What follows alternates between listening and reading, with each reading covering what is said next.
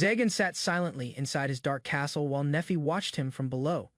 The tense atmosphere made her uneasy. Fear filled Nefi's mind as she carefully asked whether her life would soon end in the castle. Her sudden question shocked Zagan and broke his calm expression. Confusion spread across his face because he never planned to harm her. While Nefi waited quietly, Zagan struggled to understand how to treat the woman he deeply cared about. A young woman begged Mies to stop while fear slowly spread through the quiet forest. Dark power suddenly consumed Mies, turning his face into something terrifying before her eyes. The frightened girl realized the figure before her was no longer the man she knew. Mies moved closer as she trembled against the tree, unable to escape his presence. Although panic filled her mind, she learned his intentions were different from what she feared at first. The monster stared at the terrified girl while preparing a cruel ritual inside the forest. Its twisted body moved closer as panic spread across the area, and the girl struggled to escape. Suddenly, the creature paused after sensing another presence nearby. A dark-haired young man appeared behind the monster, leaving both the attacker and the girl shocked by his arrival. Zagan raised his hand calmly and confronted the intruder for causing chaos inside the territory under his control. The intruder froze, after realizing he had entered Zagan's territory and disturbed his rest. Zagan listened briefly before rejecting the man's excuse and condemning the cruel magic he practiced. Dark blood suddenly splashed across Nefi's face, leaving both her and Zagan shocked by the brutal sight. Panic filled Zagan's mind as Nefi trembled in fear beside the fallen body. Without hesitation, Zagan cast a powerful spell that destroyed the remaining threat and restored silence to the forest. Nefi slowly lost consciousness while blood stained her face after the violent battle ended. Inside the magic circle, Zagan stood over the defeated enemy and secured the area around them. Carefully, he used magic to remove the blood and hide the terrifying memory from Nefi's mind. While examining her belongings, Zagan noticed a cross-shaped crest connected to the church. Although the church opposed mages like him, Zagan decided her background no longer mattered after saving her life. Zagan prepared to leave the unconscious girl behind, believing someone else would eventually find her. Suddenly, his teleportation magic became unstable as another force interfered with the spell. Realizing the intruder bypassed the defenses surrounding his territory, Zagan immediately became cautious. A familiar presence emerged from the distorted magic circle while Zagan calmly confronted the unexpected visitor. Barbados arrived with amusement after sensing the disturbance, though Zagan showed little interest in his mocking remarks about mages and villains. Then Barbados noticed the unconscious girl's strong magical power and questioned why Zagan protected her instead of using her. The girl floated inside the magic circle while Zagan warned Barbados against harming people within his territory. Barbados mocked Zagan's tired appearance and explained how mages altered their own bodies to survive longer. Before leaving, Barbados revealed that he had important news connected to events from 1,000 years ago. Hearing the name of a fallen demon king immediately caught Zagan's attention and changed the atmosphere around them. News spread among the mages that one of the demon lords had recently died, leaving his title and power behind. Barbados informed Zagan about an auction in a nearby city where dangerous and valuable items would be sold. The large city prepared for the gathering as merchants and mages arrived from many regions. Inside the auction area, chained people and rare treasures were displayed for wealthy buyers. Barbados finally revealed that the dead demon lord's inheritance would become the main prize of the auction. Zagan and Barbados walked through the crowded city filled with merchants, ships, and strange creatures gathered for the auction. Barbados pressured Zagan to join the auction while searching for money to bid on the demon lord's legacy. As they moved deeper into the streets, Barbados teased Zagan about women while he ignored the distractions around him. Soon, they noticed suspicious men secretly gathering young women throughout the city. After hearing rumors about sacrifices and strange rituals, Zagan suspected someone was preparing to summon a dangerous demon. While exploring the underground passage, Barbados mocked Zagan's refusal to rely on sacrifice magic or friendships. Zagan insisted he preferred staying alone, though his hesitation revealed uncertainty in his thoughts. Soon, the two arrived at a massive auction arena crowded with wealthy buyers and powerful mages. As the event continued, unusual guests and suspicious figures gathered throughout the seats. Among the audience, several dangerous individuals appeared quietly, showing that many feared and infamous beings had come for the auction. The auction reached its final item, while Barbados explained that many Demon King candidates desired the prize. A hooded figure stepped onto the stage as the crowd prepared for the special presentation. Moments later, a chained white-haired elf girl appeared beneath the spotlight before the entire arena. The sight of the elf immediately captured Zagan's attention and left him completely stunned. As the auctioneer described her as both a magical sacrifice and slave, the silent atmosphere around Zagan suddenly became far heavier. The auction host announced the opening price while the arena fell silent around the chained elf. Shock spread through the crowd after Zagan suddenly offered an enormous amount of money for her. Without hesitation, he raised the bid to 1 million gold coins and captured everyone's attention. Even Barbados could not hide his disbelief as the entire arena reacted to Zagan's reckless offer. While staring at the elf beneath the spotlight, Zagan realized he wanted to protect her and see her smile again.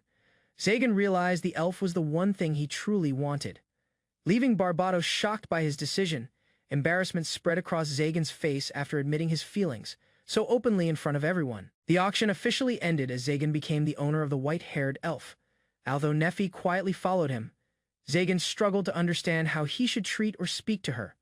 After learning the necklace restrained her magic, Zagan carefully listened while trying to hide his growing nervousness around her. Following the auction, Zagan discovered the necklace sealing Nefi's magic was difficult to remove safely.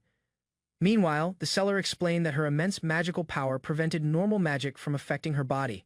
Before speaking to her directly, nervous thoughts began filling Zagan's mind over the simplest interaction. Around them, the uncomfortable atmosphere quickly confused both Barbados and the auction staff. At last, Nefi gathered the courage to ask whether her life would end under Zagan's control. Hearing Nefi calmly accept death shocked Zagan, who quickly denied any intention of harming her. Still uncertain, Nefi misunderstood his words and believed a cruel fate still awaited her inside the castle. Trying to calm the situation, Zagan awkwardly introduced himself and explained he had no interest in torture. After a long silence, Nefi finally shared her real name, leaving Zagan quietly amazed by its beauty. As their conversation continued, Zagan gently accepted the nickname Nefi and slowly relaxed around her presence.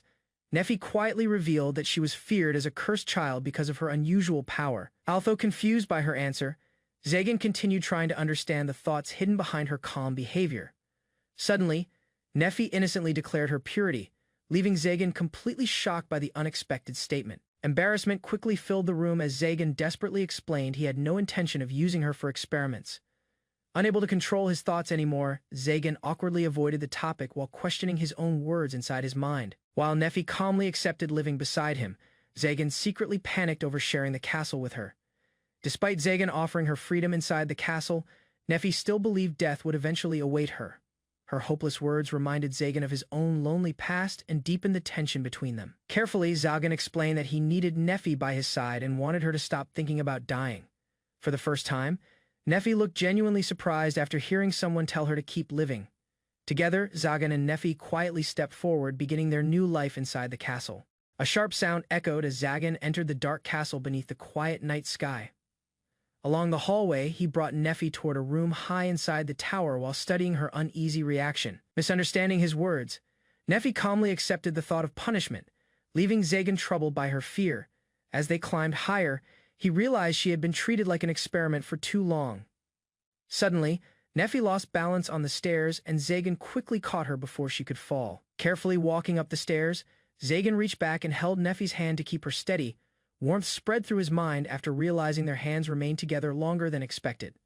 Soon, he stopped before an old, unused room hidden deep inside the tower. Inside the dusty chamber stood a large execution device surrounded by bones and broken remains. The sight immediately shocked Zagan, while Nefi quietly stared at the cruel object before them. Nefi quietly obeyed after believing the dangerous device above them was meant to test intruders. Embarrassed by the misunderstanding, Zagan destroyed the trap with magic before it could frighten her further. Smoke slowly filled the ruined chamber while both of them examined the damaged remains in silence. Although the room stayed unusable, Zagan felt relieved after removing the source of Nefi's fear. Meanwhile, Nefi watched his overwhelming magic with surprise, realizing the feared sorcerer acted more awkward than cruel later that night. Zagan guided Nefi onto the quiet balcony beneath the stars above the tower. Moonlight reflected in her eyes as she silently reached both hands toward the distant crescent moon. After noticing her attention fixed on the sky, Zagan tried to understand what she truly felt inside. Slowly, he raised his hand beside hers, attempting to share the peaceful moment without frightening her. Nefi quietly looked upward again while Zagan awkwardly accepted that her feelings still remained difficult to understand. Standing beside the balcony, Nefi quietly asked Zagan if she could keep the room for herself. Although the chamber remained damaged and covered with ashes, she calmly accepted it without complaint. A faint smile appeared on Neffy's face after recognizing the room had been prepared by Zagan himself. Hearing her gratitude, he allowed her to use the place however she wished despite its ruined condition. For the first time in years, Zagan felt unsettled after receiving sincere appreciation from another person. Neffy quietly admitted that expressing gratitude again after so long felt unfamiliar to her. Together, she and Zagan stood beneath the moon while silence filled the castle balcony during the night. By morning, Zagan remained exhausted after spending the entire night unable to rest properly. Even while sitting on his throne, he still could not sleep for a single moment. Nearby, Neffy peacefully slept beside the throne as Zagan struggled to control his anxious thoughts around her. Morning light entered the hall while Neffy slowly opened her eyes beside Zagan's throne. After noticing movement nearby, she quietly sat up and looked toward the approaching sorcerer. Carrying food in his hands, Zagan froze when Neffy politely greeted him for the morning.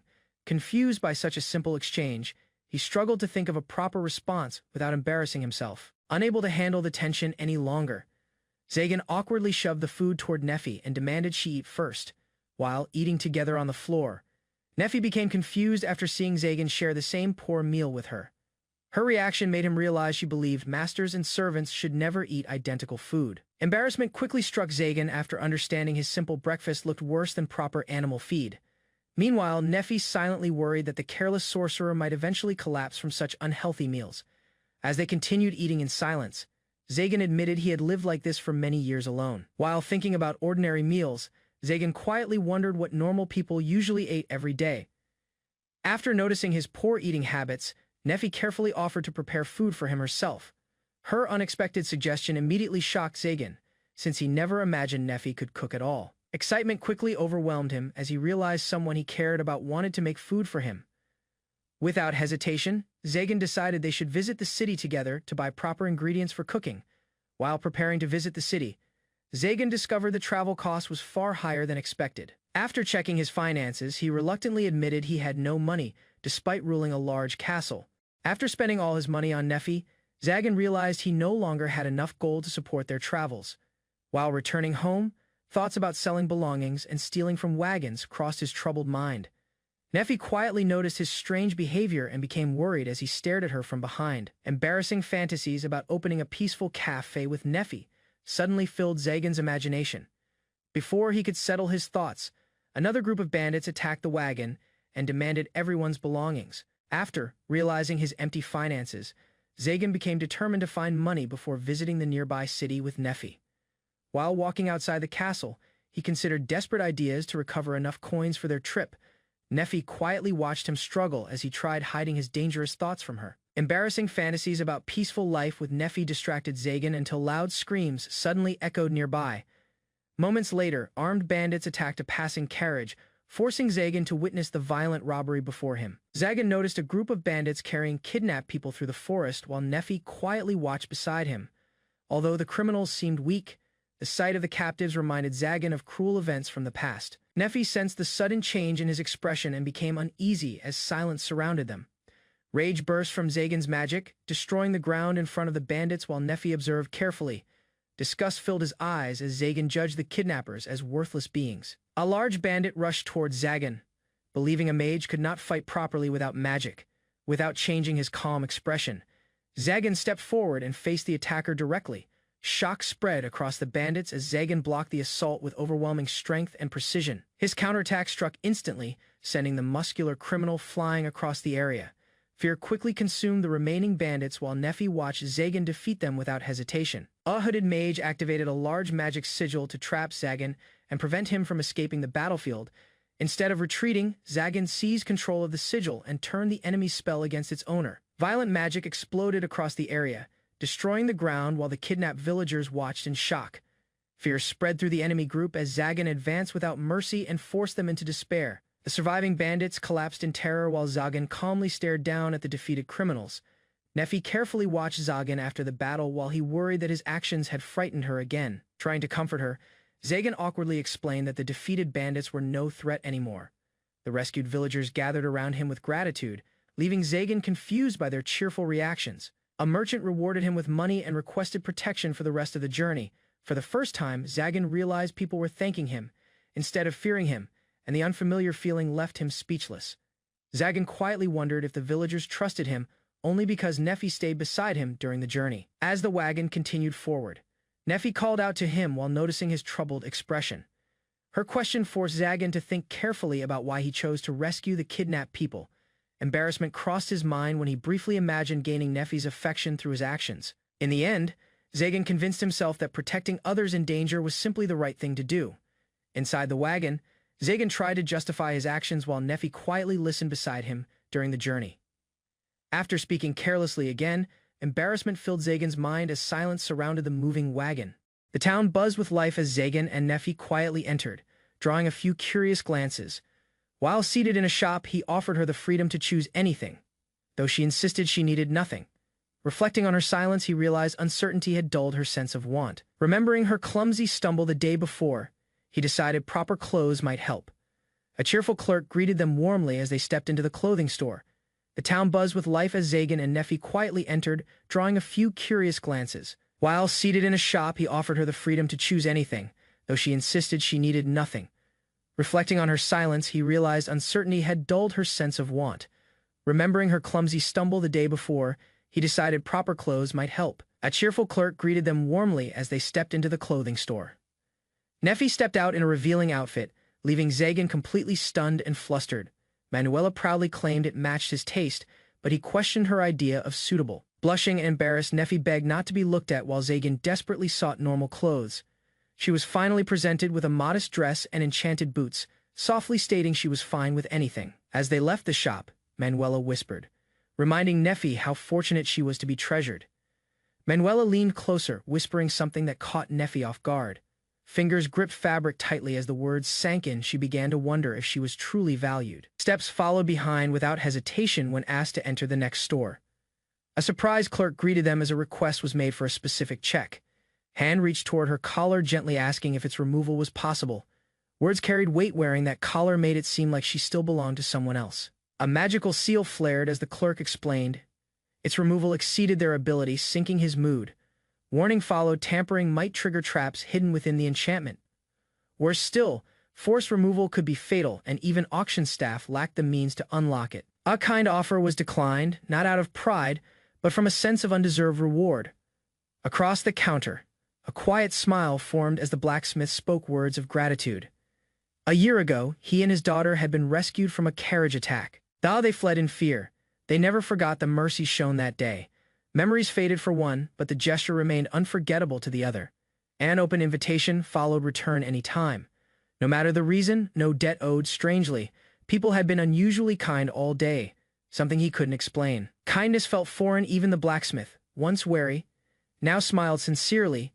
Later that evening, they sat down to share a warm meal together in quiet. Breaking the silence, Neffy asked if the collar would eventually be removed. Worry lingered. What if she left once freed? Deep down, doubt whispered that she had no reason to stay. He admitted the collar couldn't be removed yet, urging her not to expect too much. Though disappointed, she accepted it calmly while he internally questioned why he couldn't simply affirm his desire to free her. During dinner, she asked gently if he struggled with utensils, confusing him further. She then revealed that eating like this was a first. His realization struck quietly. Memories surfaced. He too had once been lost, powerless, and abandoned. Now he understood her deeply. Encouragement came gently. There was no need to hesitate if the food looked appealing. With quiet gratitude, she folded her hands and offered thanks for the meal. Tentatively, she lifted her fork and eyed the dish with cautious interest. A soft blush crept across her cheeks, warmth replacing tension as she ate. Surprise lit her face after tasting something sweet and unfamiliar, but welcome delight. Awkwardly, she rolled the food with her fork, unsure how to eat properly. Sudden gulp followed by a splat startled her. He hesitantly asked for her thoughts. A soft smile appeared as she admitted it tasted delicious. Curiously, he tried one of the tomatoes, surprised by how refreshing it was despite its candy-like appearance. Silence settled between them, but it was no longer uncomfortable, just quietly shared warmth. Tomatoes rolled freely as dinner continued, small moments settling into comfort. To his shock, she offered him one with open hands, gently urging him to try. Heart pounding, he froze, unsure if this was considered being fed or something more. She brought the spoon to his mouth, blushing. He tasted it and quietly agreed it was delicious. Her voice softened. No orders had ever been given. Yet she remained by his side willingly. With resolve in her eyes, she asked to be useful to him if he'd allow it. Her sincerity moved him. He accepted, promising to give his best as well. A tomato left untouched prompted her question. He quickly insisted she eat it. His own hand extended next, gently offering her a bite in return. Blushing, she quietly answered it was delicious, while nearby whispers stirred embarrassment he tried to hide. They left the tavern side by side, her hand gently holding his sleeve. Together, they had acknowledged their roles master and servant, but with mutual respect. Far away, a holy knight sighed beneath moonlight, her mind clearly burdened. She confessed her failure, 4 knights lost under her command, ashamed before her superior. He offered gentle words of reassurance, praising her strength for returning with honor. During the mission, they subdued vile mages using girls as sacrifices until betrayal struck from within. Though she survived, it was Zagan, another mage who defeated their true enemy. Despite his merciless strike, something in his eyes left her feeling an unexpected loneliness. The investigation revealed deeper shadows. This case was far from over. To her shock, Zagan was named the true culprit, condemned as evil by the church's decree. She stepped forward, requesting the duty to be placed in her hands, surprising the elder. With unwavering resolve, Shastel Lilkis stood ready, Holy Knight's captain and bearer of the Holy Sword. In the midst of a violent struggle, Zagan seizes his opponent and activates a potent magical seal.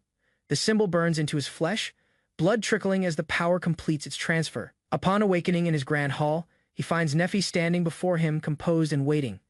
Rather than leave, she calmly announces breakfast, having spent the entire time by his side. With softened eyes, he greets her, receiving a gentle reply that marks their growing closeness. Zagan reflects with quiet satisfaction, having finally managed to greet Neffy with composure. They walk together into the dining hall, now bathed in warm light and refined elegance. He recalls the past, stunned by the transformation from a cold, decaying space to a welcoming room. Surprised, he learns Neffy baked the bread herself, despite having no memory of purchasing any. He admires the meal's quality, while Neffy listens silently, her expression subtly twitching with emotion. As Neffy pours tea, Zagan quietly wonders if her subtle movements reveal hidden joy. He asks if she's eaten, only to hear she prepared food solely for him. Embarrassed by her oversight, she admits forgetting to make her own portion. Zagan gently suggests they share the meal and offers his chair for her to sit beside him. Flustered and unsure, Neffy blushes, caught off guard by his unexpected kindness. He dismisses the argument with quiet firmness, insisting the matter isn't worth a fuss. Neffy hesitates, visibly flustered, yet ultimately agrees to follow his request. Without protest, she sits on his lap, her expression shy yet obedient. Embarrassment takes over as she realizes the closeness of their position, unable to hide her discomfort. Touched by her sincerity, Zagan gently encourages her to eat and prepares to include her next time. Neffy gently reaches out and offers to feed him, her expression calm but focused. Flustered by the gesture, he wonders if it's some form of affectionate revenge. As he tastes the soup, warmth spreads through him, not just from the food. Later in his study, she curiously asks about the symbols he examines so often. Pointing at the diagram, he challenges her to see beyond magic, sparking unexpected recognition. Neffy reveals her inability to use magic, a confession she hesitates to share. Curious about her condition, he explains ancient symbols that channel power, pondering her potential. Drawing a basic magic circle, he demonstrates how mana activates lightning through structured forms. Visual sparks begin to form as he breaks down the layered complexity of spell design. Energy erupts upward, stunning Neffy, while he explains that only through refinement can true control emerge. A magic circle's structure is formally known as a circuit, shaping how energy flows. Neffy observes the arrangement closely and questions whether internal layering is possible. Her insight impresses him, technically feasible, yet risky. It requires great precision.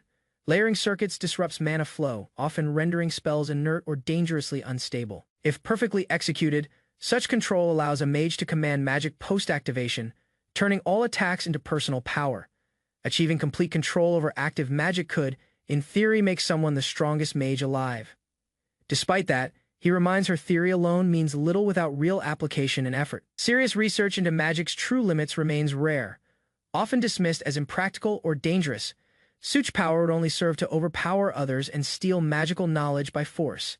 Even so, Neffy begins grasping its structure, sensing for the first time how magic truly works. Neffy inquires if understanding magic construction alone allows anyone to wield it. He confirms her intuition.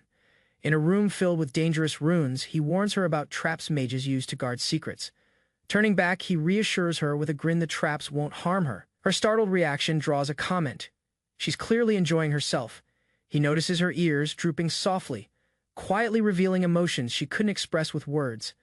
Zagan realizes he's never opened up so directly to Neffy until now, especially about magic. She humbly asks for permission to pose a question, her tone soft and hesitant. With quiet sincerity, she wonders what he truly desires after achieving his magical goals. Uncertain, he admits he's never considered it, but thinks simply maybe just to live. Memories of hardship resurface, yet he recalls those days without bitterness, only quiet reflection. Captured as a child and nearly sacrificed, he narrowly escaped by seizing control from that moment. He pursued power, aiming for strength, eternal youth, and the ability to survive. Neffy lowers her gaze, admitting she lacks the strength he carries so naturally. He kneels beside her, offering a chance to explore magic, sensing her quiet interest.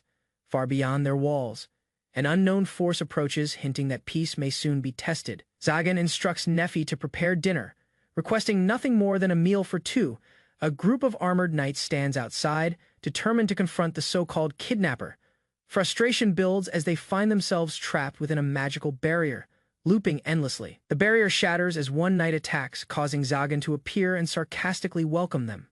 Recognition strikes the female knight, confirms her suspicion the man before her is their target. While preparing dinner, Neffy finds moldy seasoning and quietly notes to buy a fresh one. Long ago, a legendary sword that once defeated demon kings chose a young girl as its master. She became the church's only female holy knight years later. She stood boldly on the battlefield, her presence commanding attention as Zagan recognized her from the past. With sharp movements and fierce determination, she launched an attack against her foes. Nearby knights dismissed Zagan's role, claiming control of the fight. Unfazed, Zagan unleashed powerful magic, forcing them into a brutal clash. Chastel swiftly incapacitated the enemy soldiers, leaving one stunned by her power. Despite his injuries, a knight rose again, only to be mocked by Zagan, who questioned their usefulness. Their blades clashed in a heated exchange as the determined knight charged recklessly. Zagan easily outmaneuvered him, striking with precision and leaving the knight in shock. Standing victorious, Zagan warned him, calmly explaining how close he came to death. With cold resolve, Zagan reminded them he hadn't forgotten the past either. While Chastel stayed alert, confused by his behavior, she questioned whether he mocked the defeated and misunderstood his intent. Zagan responded cryptically, hinting at a deeper strategy involving fear. He explained that sparing enemies to spread terror was more effective than killing them all. Unconvinced, Chastel called his reasoning a lie, staring him down with firm disbelief. Chastel calmly pointed out that Zagan's words didn't reflect his true motives. She realized his restraint was to avoid frightening Neffy. Not for the reasons he claimed. Caught off guard, Zagan admitted to himself that she had uncovered the truth. Declaring her name and mission, Chastel vowed to subdue the mage before her. Despite her boldness, her attacks lacked force, revealing the limits of her divine protection. Chastel pushed forward aggressively, questioning why Zagan wouldn't retaliate. Zagan hesitated, reminded of Neffy, and admitted he couldn't bring himself to strike a girl her age. She challenged him, wondering why someone so capable would resort to magic. Their debate escalated as she condemned magic as evil, while Zagan questioned her own use of force. As tension peaked, they clashed again, Chastel barely evading a powerful counterattack. Without seeking approval, he stood firm. People who step on others can't speak of justice. She looked down and his voice softened. Admitting her expression made it difficult to fight back. Determined, she charged again, unwilling to lose despite hesitation. Magic surged from his arm, blocking her swift advance with a powerful shield. He challenged her resolve. She responded with fire, ready to clash without backing down. A surprise attack landed, slowing down his regeneration. Her sword carried hidden power. Trapped against a tree, he prepared to strike, believing there was no other option instead. She leaned close and asked him to fake his defeat. Explaining calmly, she warned that losing here would prevent stronger knights from being dispatched. She urged him to disappear, abandon magic, and start over as a human. Acknowledged the mercy shown, noting there was compassion behind his supposed fear tactics. Hearing her gratitude, he was caught off guard by the sincerity in her expression. Though regretful, she insisted this outcome was the only way forward. Despite knowing the church's brutal consequences, she still chose to act on her conscience. He realized fleeing meant exposing Neffy to danger. Walking away wasn't an option anymore. Uncertainty clouded his thoughts as she clung to him, awaiting his decision. Meanwhile, Neffy rushed toward them, unaware of the danger ahead. Startled soldiers spotted her, drawing weapons, forcing him to shout a warning. Without hesitation, he leapt forward and shielded her, taking a brutal hit to protect her. Cradling Neffy in his arms, he endured the pain as another called out in alarm. Zagan reassured Neffy while pain surged through his injured arm. Suddenly, the forest stirred unnaturally, vines reacting to an unknown force. Everyone froze as the ground cracked beneath them, the trees pulsing with power. Neffy stepped forward, anger awakened. Her calm demeanor faded as she faced the enemy who dared harm her master. Neffy stands firm as she senses danger and declares her anger after her master is harmed. Channeling her magic, she begins to control the surrounding forest. Vines and roots respond to her will, tree limbs lash out, attacking the enemy without hesitation, driving them back violently. The forest binds one attacker completely, lifting him into the air and snapping around him. Before more harm is done, her master steps in, stopping Neffy's rampage with a firm embrace. Zagan observes the aftermath, puzzled by the display of overwhelming force. Looking at the twisted trees, he begins to grasp the depth of Neffy's hidden abilities. Later, in a quiet room, he gently reaches for her hand, seeking answers. The knight apologizes, and Zagan questions Neffy, unsure how she could wield such power. With hesitation, Neffy finally responds what she used wasn't magic at all. Zagan casually dismisses her power, claiming it doesn't concern him. Internally, he panics, realizing his words might have sounded indifferent. Gathering resolve, he assures her that no matter her strength, she is still herself. Neffy softens, surprised by his sincerity, and quietly offers her thanks. With newfound openness, she hesitantly asks if her power frightened him. Breaking the silence, she lowers her gaze, quietly asking if her presence seems unsettling to him. Zagan responds with confusion, prompting her to explain her concern. She questions his reaction to her ability while he admits curiosity about the unknown power. Reluctantly, she begins to reveal the nature of her gift, still uncertain about it herself. Finally, she names it mysticism, a power thought to be only legend until now. Mysticism isn't born from logic like magic. Instead, it manifests through pure will, disrupting reality itself. As a child, she was labeled cursed, singled out for possessing something forbidden. Locked away and isolated, she came to believe her existence was a mistake. Despite that, her elders forced her to unleash her power when invaders threatened the village. Survival came at a cost. Repayment for simply being allowed to live was demanded without mercy. Hearing those cruel words shattered something deep inside, leaving only silence in its place. She gave up all resistance, allowing herself to be taken without struggle. Chaos erupted as elves fell, used even in death like disposable tools. Chains replaced freedom, her gaze hollow as she stood among cloaked captors. In that moment, a bitter thought surfaced. Cold and quiet serves you right. Rage twisted into joy as she watched those who cursed her fall, feeling nothing but satisfaction. After everything ended, regret finally settled, and too late to undo her actions. She confessed her darkness, convinced no one could forgive someone who smiled through death. Instead of disgust, his response was confusion. He didn't understand her self-loathing. With brutal honesty, he claimed he would have destroyed them all without hesitation if in her place. Zagan clarified that power itself is neutral, only those who wield it define its nature. Neffy admitted her guilt, believing her actions were beyond forgiveness, blamed by her own people. He dismissed their judgment, stating bluntly that the dead no longer have a say. Instead, he urged her to live boldly, honoring those who perish by not wasting her strength. Doubt lingered, but his counter-question challenged her belief. Was power truly wrong to have? Neffy hesitated, but his calm tone urged her to listen as he shifted the topic.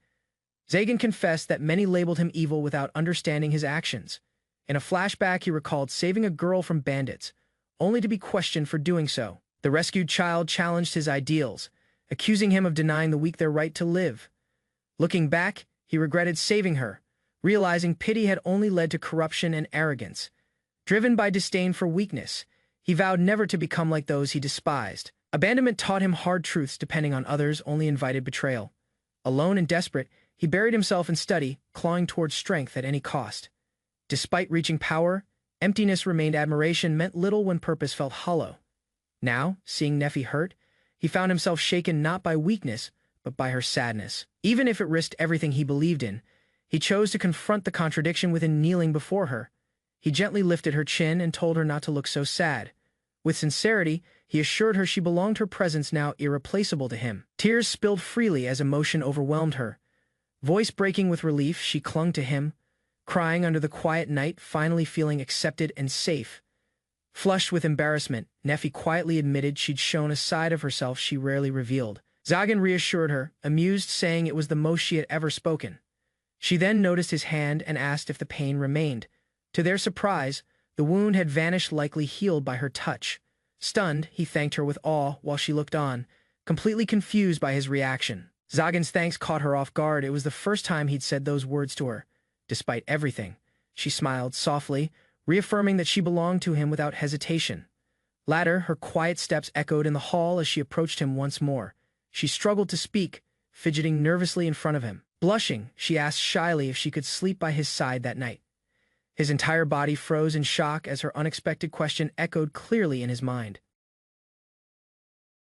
Neffy approached calmly, requesting to share the bed, leaving Zagan stunned on his throne. Confused and flustered, he misunderstood her intentions, imagining a deeper implication behind her words. She explained that the castle only had one bed, prompting him to freeze in surprise. Gently, Neffy reminded him he always slept on the throne, urging him to rest properly. Realizing her innocent intent, Zagan accepted her pure offer without further hesitation or doubt. Zagan declined the offer, choosing to guard the room that sustained his barrier. Neffy, undeterred, gently offered her lap as a pillow, surprising him completely though hesitant. Zagan was overwhelmed by the sincerity in her gesture and accepted. Resting on her lap, he found it oddly comforting, though flustered by her closeness. Grateful to him for accepting her despite her hidden power, Neffy wished to repay his kindness. She lowered her gaze as he assured her that her kindness had always been enough. His voice softened as he reached toward her collar, drawing her attention. A sudden question emerged. Did she wish to study magic? Control over her mystic power was unstable, yet training might grant her self-defense. With calm certainty, he believed she could surpass even his own magical ability. Uncertainty lingered as she questioned her value, hoping to be of use. His reminder of her past courage stirred silent determination in her heart. Resolved, she pledged to master magic not for herself, but for his sake. A soft voice called out, bridging the quiet moment between teacher and student. Reflections on loneliness and strength revealed how much his view of others had changed. He admitted his earlier words, brushing them off with casual honesty. Despite his tone, she sensed pain behind his past and voiced it gently. Wrapping him in comfort, she reassured him his heart was never evil. Warmth settled in as he quietly accepted the truth, letting the tension fade. For once, peace filled the grand room, and sharing it felt surprisingly right. A guest arrived in haste, concern written all over his face. Inside the room, Zagan sat calmly with a cup of tea, unbothered. Hearing about the holy knights, he brushed off the attack as insignificant. Only then did he recall that a holy sword wielder had also been involved. As the two discussed further, he admitted the barrier was breached not by enemies, but by someone much stronger. Shock filled the room when the visitor recognized the elf from an earlier encounter. Before assumptions grew wild, Zagan clarified Neffy wasn't a servant, but his student. Her presence was more than symbolic. Her assistance in magic had real value. The guests realized her power had turned the tide against the holy knights. Suspicion surfaced. Was this quiet sorcerer planning to challenge the demon lord's throne? A thought lingered, perhaps becoming a demon lord could shield her from future threats. When questioned, his calm reply left no room for doubt or hesitation. Neffy's tea pleased him, but his guest grew suspicious of deeper feelings. Deflecting the tease, he simply asked, was it wrong to treasure someone under his care? His companion chuckled, noting that traces of humanity still lingered in him. With a loud slam, the guest departed, leaving behind lingering curiosity. Neffy sensed amusement in her master, though he dismissed the idea of friendship. He brushed off the suggestion, insisting she misunderstood his mood entirely. Pushing aside distractions, he redirected their focus to repairing the castle's magical barrier. Over the following days, she immersed herself in study, gradually learning the fundamentals of magic through steady practice. She had reached the point where, without restraints, magic would flow freely. Mysticism remained a challenge. Results were unpredictable, often exaggerated in scale. Time passed quietly. 2 weeks had slipped by since she'd entered his life. While they trained, a sudden flock of birds delivered a strange, magical disturbance. From the sky, an invitation arrived bearing the seal of the 12 demon lords. In the lively canal city of Keanoides, trade flowed through waterways under the watchful eye of merchants and nobles. Beneath the city, the crumbling ruins of the late demon lord Marchosia's castle stood forgotten by most. There, Zagan descended into darkness, where hooded figures encircled him in solemn silence. All 12 surviving demon lords had gathered, their motives hidden behind cloaks and calm stares. Wone stepped forward, recognizing him with unsettling interest. Zagan's name echoed. Murmurs of doubt echoed as the hooded figures whispered about Zagan's youth and inexperience. Facing the weight of their presence, he stood rigid, overwhelmed by the sheer magical pressure. Holding his composure, Zagan demanded clarity, masking unease with sharp confidence. Amused by his tone, the elders commended his boldness and decided to speak without reserve. To his surprise, they offered him a seat among them as the 13th Demon Lord. A blinding flash burst from the chamber as one Demon Lord summoned a searing magical seal. They revealed the crest once owned by Marchosia as its inheritance, marking one as a true Demon Lord. Floating mid-air, the symbol pulsed with dense, overwhelming mana, far beyond normal comprehension. Zagan sensed the immense energy in the room and realized the terrifying gap in power. Watching his reaction, one elder questioned his hesitation, pressing him for a response. Zagan voiced his doubts, questioning why he, among stronger mages, was chosen. The answer was blunt: his magical skill was lacking. Yet something deeper set him apart. They recounted his victory over a formidable mage, a feat no novice should achieve. Despite glimpsing magic only once, he instinctively reproduced it, crafting his own through sheer comprehension.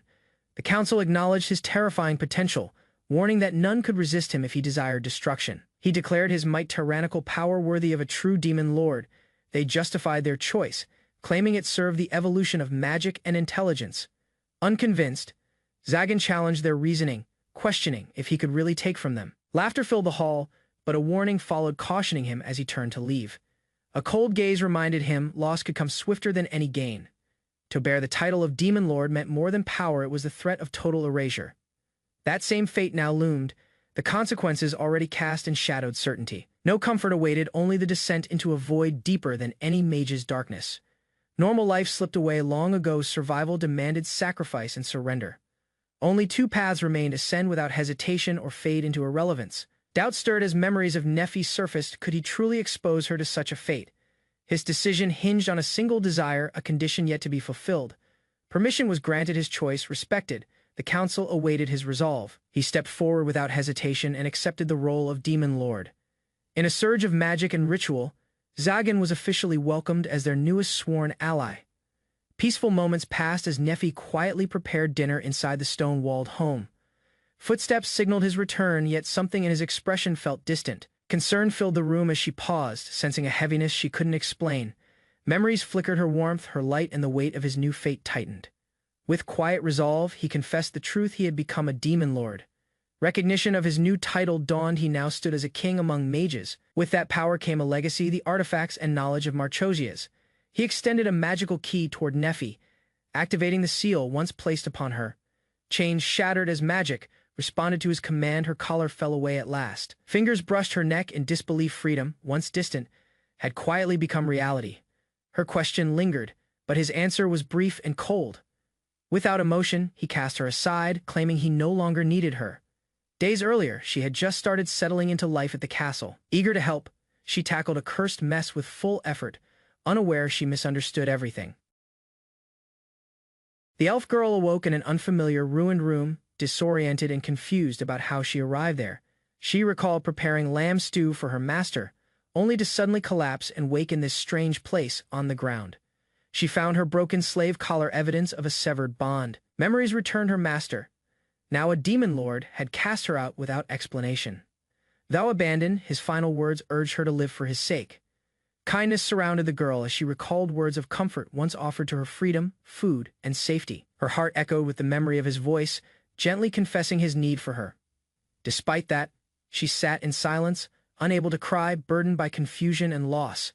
Suddenly, a young woman appeared, radiating strength and surprise. Recognition sparked. She was the holy knight connected to Zagan's past. Doubt lingered in her voice as she questioned the visitor's intent. With calm resolve, rather than resist, she offered her life freely, misjudging the knight's purpose. Accusations followed. Rooted in fear, mages were hunted, and she was one of them. Crowds gathered, whispers rising as curious eyes focused on the tense exchange. Misunderstanding spread quickly, villagers believing she was under threat for simply serving a mage. Tension rose as sharp words questioned a knight's role in executing those linked to magic. Before explanations could continue, a winged figure intervened, fiercely protecting the elf from perceived harm. Misunderstandings deepened. Villagers accused the knight, pointing to a pale face as proof of guilt. Crowds grew hostile, shouting threats and demanding punishment, while the knight collapsed in shock. Despite the chaos, the elf calmly defended her, declaring no harm had been done. Surprise spread among onlookers as the knight trembled, overwhelmed by emotion and confusion. Tears burst forth as she insisted she meant no harm, her words soaked in desperation. Choked by guilt, she explained how concern for the elf had driven her actions. Composing herself, she apologized for her breakdown, masking her vulnerability. Yet probing questions continued, challenging whether hurting others could ever be justified as duty. Neffy gently reassured the others, saying nothing serious had occurred in the past incident. Lulu clarified that someone else had harmed her master and that justice had already been served. A question about the knight's role triggered confusion, leading to an awkward misinterpretation of her contribution. Shouting her rank in frustration, Lulu tried to defend her honor and position. She quietly observed, wondering how someone once so gallant could appear so timid. Now an offer to pay unsettled Neffy, who hesitated due to her lack of money. A familiar dish caught her eye, stirring memories of nights spent serving her master. Tears welled as emotion overtook her. Lamb stew brought back feelings she couldn't suppress. Overwhelmed, she cried out in anguish, unable to contain the heartbreak any longer. Without hesitation, arms wrapped around her, offering comfort she hadn't expected but truly needed. With a soft nod, Neffy confirmed she had been cast out without ever learning the reason. One of her companions, disappointed, speculated that she had merely been used all along. Neffy calmly defended her master, insisting his intentions were never cruel. Despite her blank expression, questions about changes before her exile led to a quiet revelation: he had become a demon lord. The title once symbolized order in the town, but its legacy had since unraveled. A disturbing report revealed mages kidnapping young women, though the church claimed to have stopped them. Despite the resolution, townspeople remained upset due to the excessive donation fees demanded afterward. Resentment stirred, but Neffy reminded them the blame didn't lie with those who served under orders. Her gentle perspective shifted the mood, showing compassion instead of judgment. In that moment, admiration bloomed. Her kindness spoke louder than any defense could. Discussion turned serious as the group reflected on the church's stance. Demon lords must be eliminated, no matter the cost. Neffy began to understand her master's transformation into a demon lord might have forced him into conflict. A difficult question followed, casting suspicion: had Zagan ever participated in dark rituals or kidnappings? Without hesitation, she answered calmly, denying any such involvement. Her voice softened as she recalled his kindness, hidden beneath sharp words and distant behavior. Lulu admitted she had sensed it. Zagan held back in their duel simply because she was a woman. Her flustered reaction drew teasing, prompting laughter over her seemingly romantic expression. Quietly, she confessed her first impression: he looked like someone silently crying for help. Neffy listened closely as Lulu explained Zagan's struggle to express emotion, despite yearning for connection. For Neffy, realization struck: someone else understood her master's hidden kindness and pain. Though a touch of jealousy stirred, both girls found comfort in their shared understanding of Zagan. Memories flooded in: his kindness, his sincerity, and a deep certainty bloomed within her heart. With sudden determination, she stood and declared her intent to return to him. Faith in his strength filled her voice, but doubt lingered in her eyes. Even the strongest can fall. No one remains unscathed when left to face the world alone. Under the moonlight, Neffy wondered if her master still needed help, if he was silently struggling even now. With unwavering resolve, she expressed her wish to grow strong, someone he could truly rely on. Her declaration stunned her companions, who silently admired her determination. Lulu, inspired, pledged to support her as well in her own way. Though once adversaries, both now sought to clear his name and protect the person they believed in. Reflected on being saved twice, unable to repay the debt, a feeling both frustrating and humbling. The night wound down with light-hearted teasing, laughter, and a surprise bill handed off with a smile. Manuela called them friends, a word that left Neffy speechless and quietly moved. That simple bond was something she'd never experienced before, one she now treasured deeply. Together, the three embraced it, uncertain but sincere, a fragile friendship beginning to bloom. Tension exploded when nights arrived, revealed as the very ones who had hurt her master before. Accusations flew, chaos broke out, and Neffy's anger silently boiled over as friendship echoed in her heart. Dark energy burst forth, protective, violent, triggered by the storm of emotion surging inside her. Everyone froze, including Neffy. As the shadows spiraled out of control, Manuela rushed to protect her friends, pushing Chastel away from the spreading darkness. A shadowy figure watched as one target escaped, brushing it off without concern. Message followed. Zagan issued a challenge, forcing a choice. Shocked, Lulu realized everything had changed. Under the quiet moonlight, Zagan stood alone in the forest, reflecting on the silence. The peace was unfamiliar. 3 knights lay unconscious within a magic circle, defeated swiftly. Despite their strength, they had underestimated the trap set before them. Zagan recalled it wasn't his doing. The trap was crafted by Neffy. She had acted on her own, showing unexpected resolve and ability. Clenching his fist, he acknowledged their short time together. Only half a month had passed since they met, but she had changed everything. In town, Neffy smiled among villagers. Zagan believed she could find peace there. As he turned to leave, one knight stirred behind him. One soldier begged for mercy, pleading on behalf of Lady Chastel. Despite their own fates, they only wished for her safety. Zagan paused, surprised by the name. He didn't recognize it, but sensed urgency in their voices. A distant shout interrupted his thoughts. An avian woman descended violently, attacking without hesitation. Confusion spread as her actions contradicted the others' claims. While chaos unfolded, Zagan calmly observed the commotion. Irritated, he considered banishing the intruders using magic. Everything changed when he heard the truth. Both Neffy and Chastel had been taken. Shock struck him instantly. The situation had escalated. Neffy's image lingered in Zagan's thoughts. He had tried to stay away, but doubt crept in. Was it already too late? His mind raced. Helping her openly would mark her as his ally. Drawing the church's attention, he couldn't act recklessly. Summoning challenged his hesitation, snapping him out of his internal conflict. The choice was his alone, yet every second counted. The girl pleaded with emotion. Neffy had always intended to return. No matter how far she was pushed away, her heart belonged by his side, streamed as she accused him of indifference. Her pain struck deeply. Zagan clutched his chest. Tears welled up as she clenched her fists. The pain she felt now surpassed any wound from battle. Zagan stood in disbelief. Neffy had intended to return to him despite the harsh words he once spoke. Memories returned: quiet mornings, peaceful tea, unspoken feelings. Deep down, he had always known the truth in her silence. She truly harbored feelings for him. Even if he viewed himself as a villain, she had never turned away. The avian girl's words reached him with a calm expression. She thanked him. Clarity washed over him. His decision was made. Zagan didn't deny the accusation. He admitted that mages were selfish, using others like tools and disregarding life. Tightening his grip on his pendant, he reinforced the idea that mages sought only personal gain. It was their nature. Yet, with eyes full of resolve, he declared Neffy as his. Anyone who dared touch her would face his wrath. Though his hands would be stained, he accepted that. As the demon lord, he would use all his might to protect her. Magic surged beneath him, the circle activated. He was done waiting. The time to act had arrived. Zagan stood firm. He was going to rescue Neffy. Without hesitation, the winged girl declared she'd join. Neffy was her friend. The knights rushed him desperately, begging to help. Surrounded and clung to, Zagan gave in, agreeing to bring them along. Though she didn't know the shadow's origin, he did. With a serious expression, Zagan revealed he had already identified the true enemy. He moved swiftly through the cave. The path was cold, lifeless. He muttered bitterly, mages were beyond saving. At last, he found them. Neffy and Chastel were shackled in the dark, barely conscious. The rescue had begun. Neffy stirred and found Chastel beside her, both bound. Concerned, Chastel asked if she was hurt. Neffy quietly examined the chains. The collar and shackles pulsed with anti-magic properties. She recognized the design, but her strength wasn't enough to break them.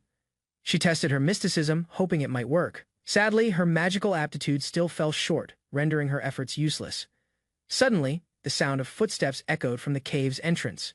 Both prisoners froze, glancing toward the source. As a familiar figure appeared, Neffy narrowed her eyes. Barbaros appeared before Neffy with a mocking smile. He scoffed at the idea of mages having friends and gripped her roughly. Revealing his past, he spoke of Andres, the first mage Zagan had killed. Barbaros had once been that man's student, but he quickly dismissed vengeance. He wasn't here to avenge Andres, claiming revenge was beneath a mage's concern.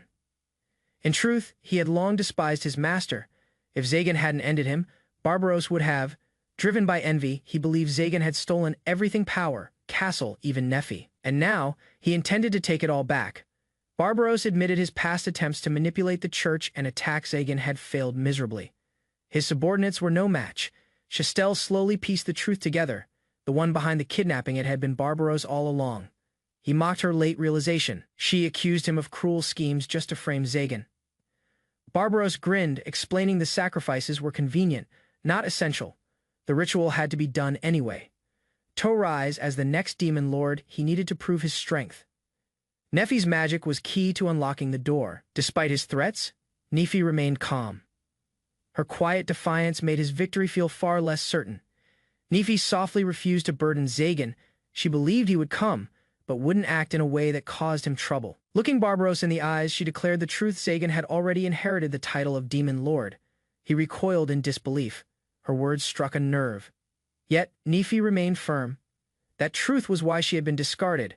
Rage twisted Barbaros' face. Zagan had taken everything his master's legacy, now even the Demon Lord's seat. With madness in his eyes, he lunged. If Zagan was a Demon Lord, then Barbaros would claim that title by force. Barbaros stood before the vast ritual circle. He sneered Zagan's title meant nothing. The spell was already in motion. Giselle cried out, offering herself in Nephi's place. She clanked her chains, declaring her resolve as a knight. Nephi listened silently.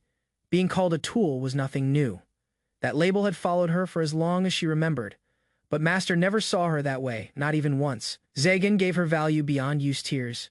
Welled as she vowed to return, she would stay by his side no matter what, just to make him smile again. Nephi crashed to the ground under Barbaros's strike. Doubt flooded her heart. Maybe she was unnecessary. Maybe Master would one day leave her behind. Still she stood. The pain didn't matter. Compared to her past, this was nothing. Eyes burning with conviction, she shouted the truth: she belonged to her master. Barbaros had no right to touch her. He lashed out in fury, but Nephi didn't flinch. His power clashed with resistance. A voice echoed in support. Zagan had arrived, under the moonlit cave. He stood tall. "That's why you're my student," he said. After a long silence, Zagan arrived at the cavern's core, facing Barbaros near the remnants of a massive arcane circle. The confrontation had been brewing for a week. Rather than answer directly, he recalled the moment doubts took root when the Face Ripper first emerged. Everything started to unravel. Barbaros stood calmly amid the shattered barrier, acknowledging it couldn't have been broken by a trembling mage alone. Someone else was involved. He pointed out Zagan's repeated visits, hinting they were never casual but rather driven by quiet investigation. With unwavering eyes, Zagan affirmed that suspicion was the only logical response. Nephi stood in silence, her presence catching everyone off guard. Her sudden appearance shifted the mood in the ruined hall. Rage sparked in Zagan's eyes as he pieced everything together. Without hesitation, he charged forward, magic igniting around him. A devastating blow shattered Barbaros' guard. Zagan struck with precision, targeting the hands first to disable any magical retaliation. And at their impact followed. This time his attack broke through the legs, ensuring his opponent could no longer stand. While Barbaros writhed in pain, Nephi's shackles clattered to the ground, marking the moment her captivity came to an end. Zagan, unsure of what to say, asked Nephi if she was in pain, concern etched across his face. She gently nodded, admitting it hurt physically and emotionally, but her gaze stayed steady. Stepping closer, Nephi embraced him softly, revealing it was his suffering that pained her more than anything else. Her hands trembled as she confessed her confusion, unsure what had happened, struggling with the thought of being unwanted. With tears falling, she declared she couldn't remain calm while he was hurting, her emotions finally spilling out in full. Across the broken ground, Zagan moves forward while keeping Nephi close to his side. A sharp memory surfaces in his mind, reminding him of a time when she was left alone. That regret hardens his resolve and pushes him to protect her without hesitation. Power gathers in his hand, spreading through the air as magic responds to his will. Nephi remains behind him, sheltered by his presence. From above, an enemy descends with overwhelming force, aiming to crush everything below. Zagan steps forward, unshaken, fully prepared to block the attack. Confidence settles in his gaze as he stands firm. Nothing threatens to reach Nephi while he remains standing. Water splashes as the enemy lands, weapon drawn and magic prepared. The strike is forceful, aimed with confidence. The magic circle activates, but something goes wrong. The flow of power falters and the enemy's expression shifts as control slips away. Zagan and Nephi watch from a short distance, noticing the sudden failure. The enemy staggers, unable to understand why the spell does not respond. Kneeling amid fading magic, the attacker realizes the technique has collapsed. The battlefield grows quiet as the threat weakens on its own. Calmly observing the result, Zagan stands beside Nephi. His earlier preparation has already decided the outcome. Leaving her safe, once again Zagan mirrors the enemy's magic circle with perfect accuracy, then alters his own formation. A violent distortion spreads through the activated magic. The balance collapses as resonance interferes, turning controlled power into unstable force. Memories surface of a young boy carving a spell into his hand, surviving through instinct rather than knowledge. The rebounding magic strikes the enemy instead, overwhelming him with his own power. Research, repetition, and survival converge into a decisive moment. Dozens of magic circles flood the battlefield as Zagan stands unmoved. The enemy realizes too late that the outcome was decided long before the attack began. The battlefield clears as scattered magic fades, leaving Zagan standing alone at the center. Shock spreads across the enemy's face while Zagan remains calm. The copied magic and its instant refinement reveal a gap in understanding that cannot be closed. A quiet confidence surrounds him as his ability becomes clear. What appears impossible to others is treated as a natural result of study and experience. His hand moves with precision, reshaping lingering magic into something new. Power responds smoothly, guided rather than forced. Multiple refined magic circles stabilize around him, formed from the enemy's own spells. The enemy stumbles backward, panic breaking through his composure as he realizes his power has been taken and turned against him. A sudden impact erupts as Zagan strikes, the force tearing through reinforced defenses. Magic shatters under raw strength, leaving no room for resistance. Floating magic circles fade as Zagan lowers his hand, the clash already decided. Nephi watches from behind him, unharmed amid the settling debris. The fallen opponent struggles among the ruins, weakened beyond recovery. Every defense he relied on has failed completely.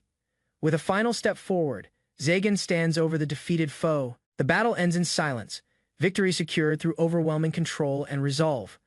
The defeated mage collapses, desperation replacing arrogance as his strength fades.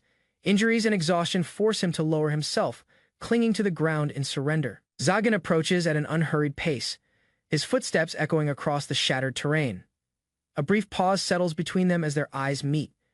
The enemy's fear mixes with confusion, unable to grasp the calm response he receives. Sudden power surges again as Zagan releases a final strike, not born of rage but certainty. The impact destroys the last remnants of resistance. Left trembling among the ruins, the fallen mage can only endure the outcome. Zagan turns away, the conflict resolved beyond doubt. With the tension broken, Zagan relaxes his posture and lets a light-hearted attitude surface. Zagan explains his lack of hostility through calm actions rather than force. His stance shows confidence without cruelty, signaling that the battle no longer needs to continue. The fallen mage hesitates, struggling between pride and survival. Confusion replaces fear as he realizes mercy is being offered without conditions.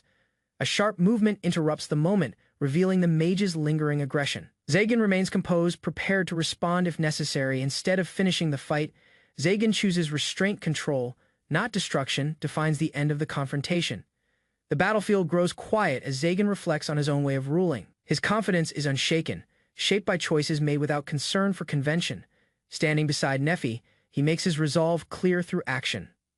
Her presence guides his ambition, placing her safety and freedom above all else. The defeated mage listens from the ground, realizing that mercy comes not from weakness but overwhelming authority. Turning away, Zagan leaves the fallen enemy behind with his pride intact. Control is maintained without unnecessary bloodshed. From a distance, allies observe the aftermath while Nephi watches quietly. The conflict ends with stability restored and Zagan's path firmly chosen. A violent surge spreads across the magic circle as residual power erupts outward.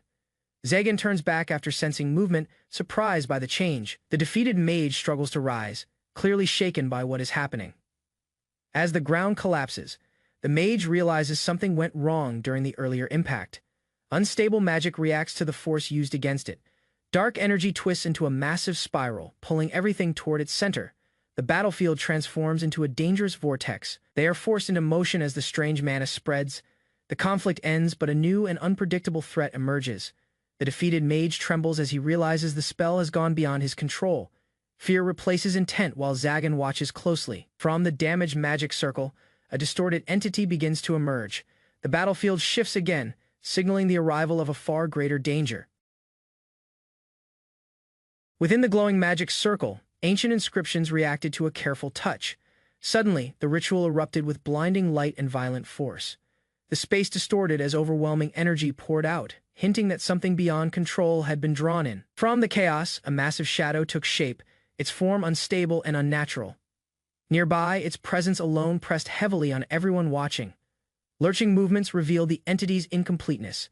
A flaw in the summoning became clear, caused by missing steps and insufficient preparation. Glowing nodes flickered within the shadow's body, showing a being sustained only by raw magic rather than a true perfected existence. Shock spread across Zagan's face as the summoned presence exceeded every calculation. Far above him, the towering entity stretched upward, its structure marked by glowing paths of power. One truth became unavoidable. No human force could oppose it directly. Instead of attacking, the shadow lowered itself, bending its massive form towards Zagan. Submission replaced hostility, turning fear into deep confusion. A strange realization surfaced as the creature reacted to something unseen. The power was not obeying him by will alone. Glowing light answered from Zagan's hand, revealing an ancient seal that bound the being, completing the summoning in an unexpected way. On the rocky slope, the group gathered in silence as the weight of recent events settled in tension. Rose as knights confronted the situation with hostility and suspicion. Their expressions made it clear that cooperation came from necessity rather than trust. Amid the confusion, Neffy stayed close, quietly observing the strained exchange. Her presence softened the moment, though uncertainty still lingered in the air once the knights departed. The surroundings grew calm again. Left behind, Zagan stood apart, unsure how to respond to what had just unfolded. Turning back toward the cave, he addressed Barbaros with resolve, signaling a decision to move forward despite the unresolved conflict. Exhaustion showed on Barbaros as the danger finally passed. The existence of the summoned monster lingered in his thoughts. The shadow obeyed its final command and faded away, dissolving back into the world it came from. Silence returned, marking the end of the threat. With the crisis over, the mood shifted into something lighter. Zagan appeared calm, already thinking beyond the chaos that had just ended. As the last traces of magic vanished, only two figures remained behind. The empty space emphasized how suddenly the situation had changed. Standing alone together, Zagan and Neffy realized the battlefield had become quiet, leaving them facing each other with no distractions left. With the danger gone, uncertainty filled the quiet space between them. Neffy hesitated while Zagan struggled to understand what should come next. Gathering her resolve, Neffy turned toward him and expressed her feelings through action rather than fear. Relief followed as she accepted the path ahead without hesitation. The bond between them shifted from obligation into something chosen. Walking together across the open land, Zagan noticed a change in her presence. Confidence replaced the fragility she once carried. Stopping before him, Neffy asked for a new way to be seen. In that moment, their relationship quietly stepped into a different future. Emotion finally overflowed as Zagan revealed the kind of bond he desired. His resolve was clumsy but sincere, driven by fear of losing what mattered. Neffy listened in silence, her surprise clear as his words landed heavily. The moment stretched while both struggled to steady themselves. Nerves betrayed Zagan as he stumbled forward, turning confidence into awkward movement. The distance between them closed in an unplanned way. Grasping her gently, he made his intent unmistakable through action alone. The promise he offered carried permanence beyond fear or doubt.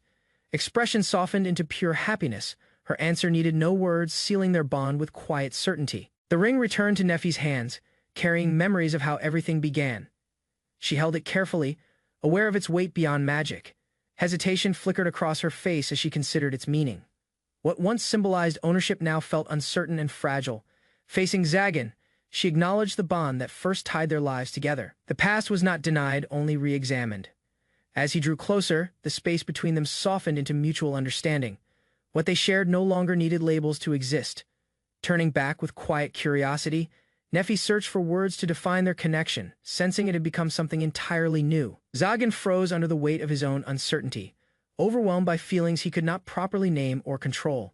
As the sun rose over the mountains, he reflected on his role as a demon lord and the quiet wish in his heart to care for Neffy correctly. Far away, rumors spread among townsfolk about the rise of a new demon lord, mixing fear with curiosity as his presence became known. Walking through the streets, Zagan moved forward with resolve, accepting both his title and the path he would choose from now on.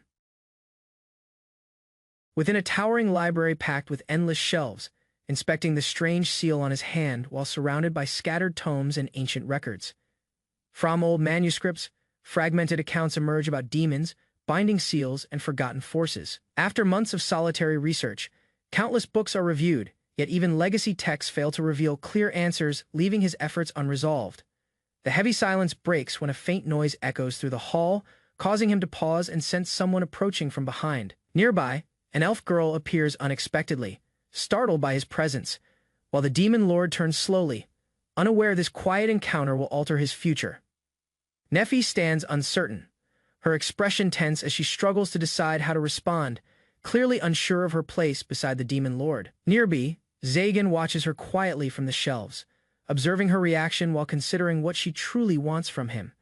As she reflects on his recent exhaustion from research, concern begins to replace hesitation and her resolve slowly forms. Without warning, her sudden decision overwhelms Zagan, leaving him frozen and visibly shaken by her unexpected affection. Later, The mood shifts as she prepares a carefully arranged meal, offering comfort through action while Zagan remains stunned, beginning to accept her gentle support. At dining table, Zagan listens as the meal is presented in careful detail, taking in the unfamiliar dishes arranged before him with quiet focus.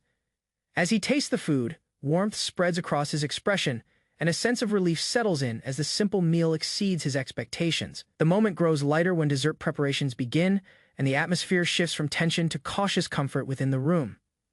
Attention turns to the helper involved in the cooking, whose presence causes mild confusion and concern about what was prepared. Zagan stiffens at its unusual appearance, realizing this calm moment still holds surprises he is not ready for.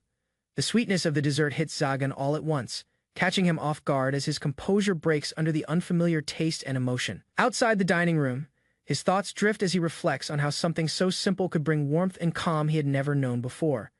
That fragile peace shatters when a violent impact erupts above the castle, sending shockwaves through the air and breaking the quiet moment. Back at the table, awareness sharpens as the presence of outsiders becomes clear, forcing Zagan to shift from comfort to alert readiness. In the darkness, his eyes harden, signaling a return to his true nature as danger draws near. The castle walls shatter as a heavily armored intruder forces his way inside, crushing stone and barriers while advancing without hesitation.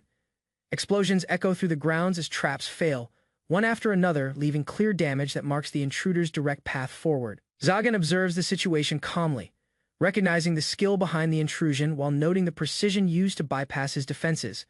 Inside the dining hall, tension rises as the intruder appears before the table, drawing attention away from the interrupted meal. The newcomer reveals himself as another Demon Lord candidate, standing confidently before Zagan as an unavoidable confrontation begins.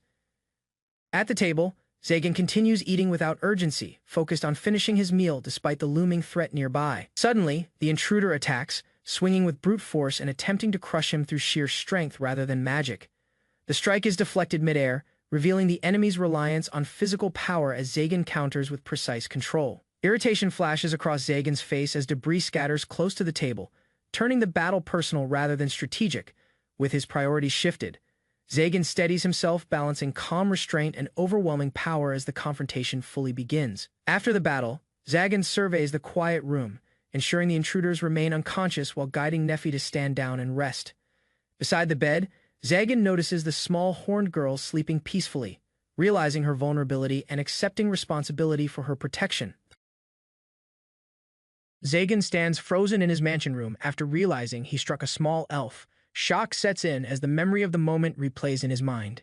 Guilt overtakes his usual composure, and panic replaces confidence. He quickly checks her condition and determines she is unconscious rather than seriously hurt. His focus shifts from fear to care as he prepares to help her recover. Carries the elf through the halls while others observe quietly. His actions show concern and restraint instead of authority. The elf rests safely in bed, breathing calmly. Zagan watches over her, resolved to protect her from harm going forward. Awakening in an unfamiliar room, the small elf reacts with confusion and fear. Suddenly, she strikes out in panic, driven by instinct rather than malice. The attack lands, yet it only highlights the imbalance between her strength and his restraint.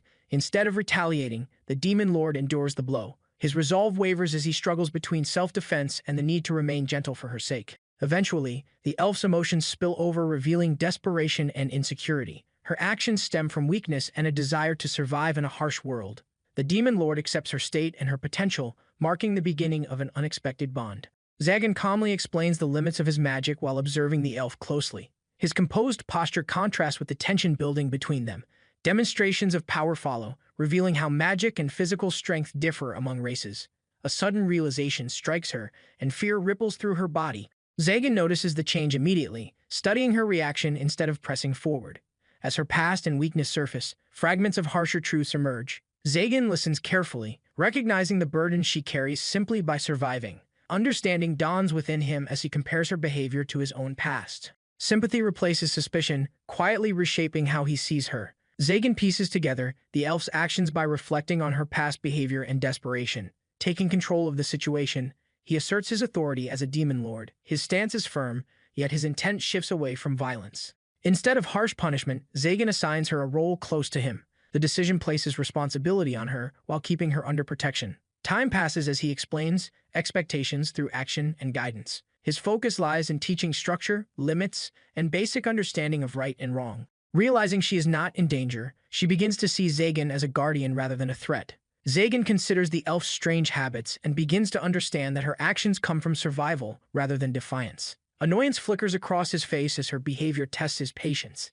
Even so, restraint guides his response instead of anger. Memories of abandoned children surface in his thoughts, forcing him to reflect on how desperation shapes morality. A quiet recollection forms of children sharing food under harsh sunlight. That image lingers as proof of how kindness once appeared in his own life. Returning to the present, Zagan acknowledges her lingering insecurity. His concern deepens as he accepts responsibility for her well-being. A nearly empty bowl sits before the small elf as she stares down at it in silence. The lack of food clearly unsettles her, revealing lingering anxiety tied to scarcity. Frustration surfaces as she struggles to understand kindness shown without conditions. Zagan reacts sharply when waste is implied, his values forged by hardship rather than comfort. Cautiously, the elf tastes the meal and focuses on eating every last bite. Hunger gives way to concentration, and suspicion slowly loosens its grip. Relief spreads across her face as the food proves satisfying. Watching her reaction, Zagan quietly recognizes progress in her sense of safety and trust. After the meal, the room grows calm as Neffy eats quietly beside the others. Zagan remains still, observing without interference while her tension slowly fades. Once she finishes, uncertainty returns and she hesitates, unsure of what will happen next. Her guarded posture reflects lingering fear of being abandoned.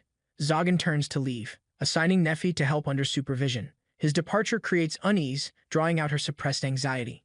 Fear finally breaks through as she questions his trust and intentions. The possibility of being left alone again weighs heavily on her. Pausing at the door, Zagan corrects her misunderstanding. By acknowledging her hidden strength, he leaves her with reassurance rather than doubt. Shock freezes Neffy in place as new information settles in. Her widened eyes reveal how unprepared she is for sudden change. Later, Zagan walks through the castle halls while matters of guests and rooms are quietly handled behind him.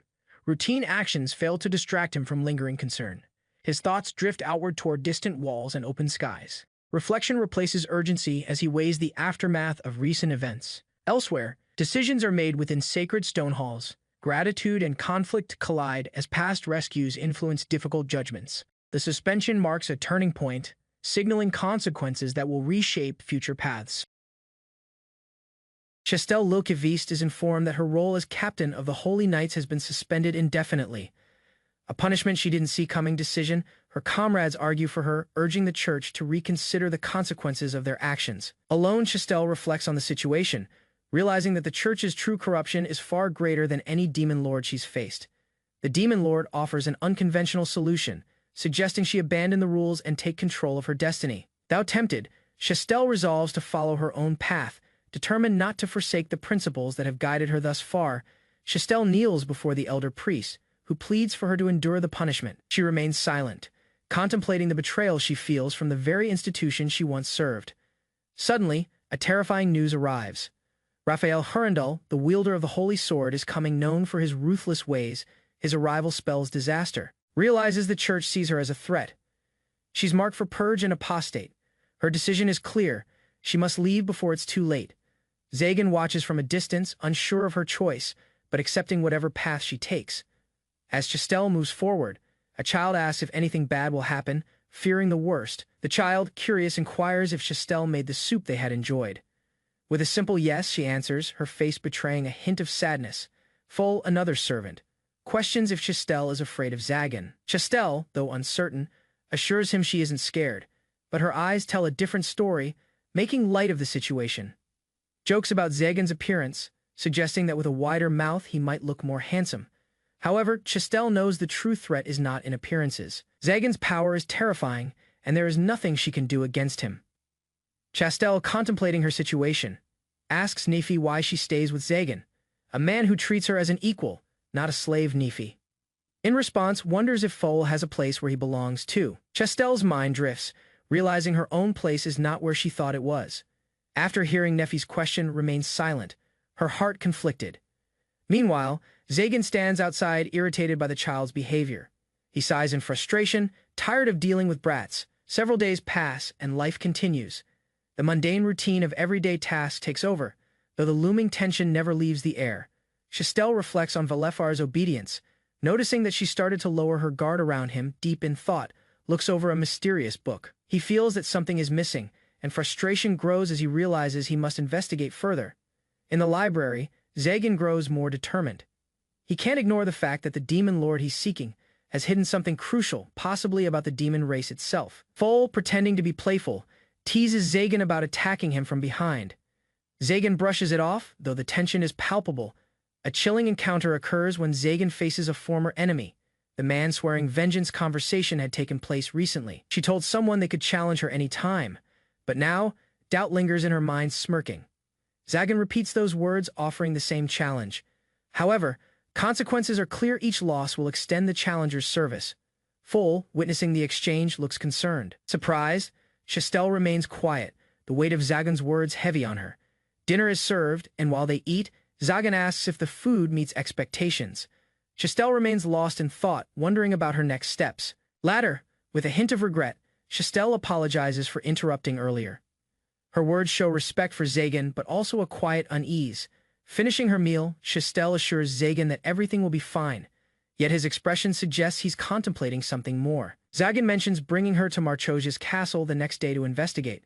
His tone is calm, but there is a hidden urgency behind the suggestion. Chastel, alarmed, questions whether Zagan truly means to let her explore his library. The idea of stealing knowledge from a dead demon lord feels wrong to her. Unbothered, Zagan casually responds that knowledge is meant to be taken, and he feels no hesitation in acquiring it however necessary. Confusion fills Chastel's mind. Despite Zagan's overwhelming power, he doesn't use it to control others. Zagan, with a hint of warning, tells Foal that no matter how long she has lived as a dragon or how skilled she is as a mage, her eyes widen as she's caught off guard by Zagan's words. Realizing his words had hurt, quickly tries to comfort her. Gently, he caresses her head, worried that his bluntness may have caused her to cry. With a sigh, he tells her to eat her food. Nefi's cooking will surely cheer her up. After a moment of silence, Foal shyly looks up at Zagan and quietly tells him that he can call her Foal from now on. The sky sparkles with stars as Zagan watches with surprise. Nefi, standing beside him, smiles brightly, as if finding comfort in the moment. Later that night, Foal, exhausted from the day, falls asleep right after eating. Zagan remarks, amused, that dragons or not, kids will always be kids. Nefi reflects on her own past, remembering how she too felt the same sense of unease when she first arrived. But things had changed since then. Zagan, realizing he called Foal a thing again, quickly apologizes, feeling embarrassed. As he gently grabs her hand to remove the spoon she's still holding while asleep, Zagan observes how deeply she's resting.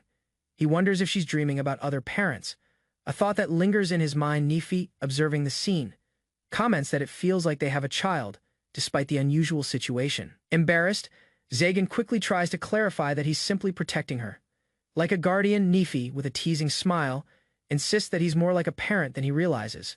Flustered by the notion, awkwardly adjusts his cloak, avoiding Nefi's gaze. Foal, meanwhile, blushes, her own feelings conflicted. Overwhelmed by the thought of having a family, quietly reflects on how a demon lord like him might wish for an ordinary life. But that seems laughable. Under the stars, Zagan reflects on the possibility of attaining happiness, feeling a glimmer of hope for the future. While walking through town, the group entered a boutique where Foal tried on a cute new outfit. The excitement grew chaotic as two women showered Foal with praise, asking to take her home. Zagan stepped in, clearly frustrated, insisting she wasn't a toy to be passed around. They left the shop shortly after, with Zagan reflecting that despite the commotion, choosing that store had been the right decision. Outside, Foal gave a small twirl in her outfit. She turned to Zagan and softly expressed her gratitude. Surprised, Zagan awkwardly responded. Foal gently took his hand, her silent gesture saying more than words could. Zagan walked silently. Foal gripping his hand, emotions stirred within him, an unfamiliar warmth he couldn't place. Conflicted thoughts clouded his mind. The feeling wasn't love nor duty, but something deeper, a need to protect. As they strolled through the town, he couldn't shake the thought that Barbaros would mock him for this softness. Elsewhere, a fallen warrior lamented her weakness. She had lost everything, her armor, her role, but still longed to act. Gazing at Nefi and Foal knew his goal. He didn't seek to interfere, only to guard their future and nurture peace. Before a quiet grave, Chastel smiled faintly, content with the thought of being remembered by those she cherished. Walking alone through the town, she observed the small group ahead, Zagan, Nefi, and Foal growing into something close to a family. A soft realization crossed her heart. She didn't need to interfere. Witnessing their happiness was enough. But as she turned a corner, the three unexpectedly appeared before her, their expressions filled with surprise. Caught off guard, she stared at Zagan in disbelief, voice trembling as his name escaped her lips in shock. Chastel blurted out a shocking question, mistaking the trio's closeness for a new family with a child. The group froze in blushing panic. Flustered Neffy and Zagan scrambled to correct the misunderstanding. Chastel, suddenly unsure, stepped back as confusion spread. Zagan's sharp gaze turned to her. Without recognition in his eyes, he asked a chilling question: who was she? Tears welled up, her heart cracked. His words, unintentional yet cold, struck harder than any blade. Eventually, recognition returned. Chastel forced a smile, asking only to be remembered even for a moment by those she held dear. Just as tension settled, a group of knights stormed in, calling out to Chastel and glaring at Zagan with hostility. They accused him of wrongdoing despite his confusion. Zagan tried to explain, but the knights wouldn't listen. Foal, sensing danger, stepped in. Her calm warning reminded them of the innocent bystanders nearby and the potential harm. Ignoring the nuance, the knights quickly ushered Chastel away, insisting she prioritize her own safety. Neffy quietly expressed concern. Zagan, watching her go, remarked that Chastel likely had others she could count on even if he wouldn't be one of them. Zagan glanced at Fall with concern. Though Chastel had left, his priority remained her safety. Fall, unfazed, expressed her distrust of Holy Knights, a sentiment Zagan found entirely reasonable. Still, as the knights disappeared into the distance, unease lingered. Zagan feared this encounter might spark future conflict. Their journey continued to a cavernous space where a massive sunken structure emerged, its size and detail awe-inspiring to young Fall. Explained the building's origin. What once stood above now rested underground, twisted by powerful magic likely the work of Marchosias.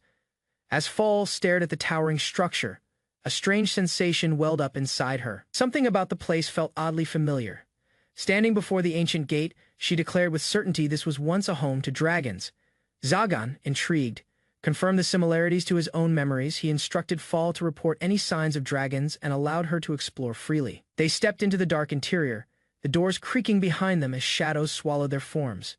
A silent tension filled the air. With wary eyes, the trio advanced into the mysterious, forgotten depths. Curious lights danced across the floor, drawing everyone's attention. A cautious grip tightened as unease crept in. Suddenly, a towering statue crackled with dormant energy, its form twisted and fractured by time and magic. They observed in silence, possibly a golem or chimera, crafted long ago to protect this place. Now lifeless. No one dared approach. One wrong move could awaken its fury, so they chose to move on without risk. Ahead, a large magic circle came into view. Fall questioned its nature, her expression unreadable as she awaited an answer. A complex magic circle sprawled across the floor. Fall recognized it instantly, something only dragons could craft. Pleased with her discovery, she offered a report as instructed. Zagan praised her, while she speculated it might conceal a hidden passage. With a nod of confidence, she confirmed she could open it. Light flared from the circle as magical energy stirred. Neffy's expression shifted, blush creeping in. She hesitated to speak while something stirred within her heart. Zagan looked on, puzzled. Her silence wasn't refusal. It felt like a quiet plea he couldn't yet understand. Something caught his attention. He stepped closer to Neffy, asking her to stay still as he reached out. Gentle pats landed on her head, wide-eyed at first. She slowly softened under the unexpected affection. Asa's subtle breath escaped her lips. Her ears twitched slightly, unable to hide how sensitive she was to the gesture, though she usually kept her composure. Being doted on like this wasn't unpleasant. Rarely did moments like these happen alone. Just then, Fall announced the door had opened. Flustered but trying to play it cool, he gave her an awkward compliment. A heavy gate creaked open. They descended cautiously, shadows stretching along the spiral staircase as tension rose with every step. At the bottom, a massive library unfolded before them, walls lined with endless shelves and intricate circles etched into the floor. Instructions came quickly. Any text mentioning demons or the Demon Lord's seal had to be gathered. Something deeper lay buried here. Foal tilted her head, curious. Somehow, Zagan had understood Neffy's feelings earlier without a single word spoken. A quiet confession slipped out. Foal, usually so composed, admitted to feeling a touch of jealousy surrounded by rows of ancient books. Foal quietly listened. A millennium of life, he said, should be enough to understand things without speaking. That number sank in. Her voice trembled as she asked if he'd stay with her always. Without hesitation, she declared her wish. No matter what lay ahead, she wanted to remain by his side. His reply was awkward but sincere. Words failed him, but his presence didn't. Something caught his eye. With sudden urgency, he reached for a book she held, one tied to the 12 holy swords. Zagan discovered that the Holy Sword's inscription matched the symbol on the Demon Lord's seal. By comparing the two, he confirmed their shared origin. With this link, he realized that investigating the Holy Swords might reveal the truth behind the Demon Lord's seal. Inside a solemn cathedral, footsteps rang out across the stone floor as a cloaked figure approached a gathering near the altar. Lowering her head with grace, the young woman offered a formal greeting to the figure standing before her. Clad in ornate armor, Raphael Hurndal made his imposing presence known, a man of rank and reputation. With a sharp gaze, he questioned her identity, intrigued by the legend of the Maiden of the Holy Sword. Though reminded of her punishment, she remained composed, quietly accepting his words without protest. Chastel confronted him, head-on, demanding to know how many mages he had slain in cold blood. Suppressing her fear, she declared her resolve, rejecting the idea that such killings were anything worth admiring. The knights behind her panicked, pleading for caution, swearing to defend her even at the cost of their lives. Rather than anger, Raphael burst into laughter, amused by her boldness, acknowledging it as a rare act of defiance. In an instant, the mood turned deadly, his eyes flared, threatening to send her pride straight to the underworld. A knight rushed forward, alarmed, demanding an explanation as Lord Raphael struck down his subordinates without warning. Clavel, a high-ranking church official, stepped in with authority, declaring his responsibility to protect those under his command. Raphael ignored the protest and shifted focus, questioning the whereabouts of the girl's holy sword, knowing it remained unusable while she lived. He made his point clear: as long as she remained alive, the sword's power was locked away. Their argument escalated, clashing over rights and power, with Raphael asserting that clergy held no authority over wielders. Chastel stepped forward, her voice unwavering as she condemned Raphael's recklessness, warning that wielders without restraint were no better than criminals. Amused yet provoked, Raphael reacted, fiercely shocked that she dared to challenge him a second time and intrigued by her defiance. With a chilling declaration, he turned to Clavel, threatening to end Chastel's life unless she was surrendered. Left with no choice, Clavel led Chastel away from the chamber, tension heavy as they approached a sacred door. In a solemn gesture, he returned her holy sword, unsure whether he was granting hope or inviting execution. With quiet conviction, Clavel expressed his belief that Chastel had the strength to face her fate with her own hands. Gripping the holy sword, she accepted his trust and prepared herself for what must come.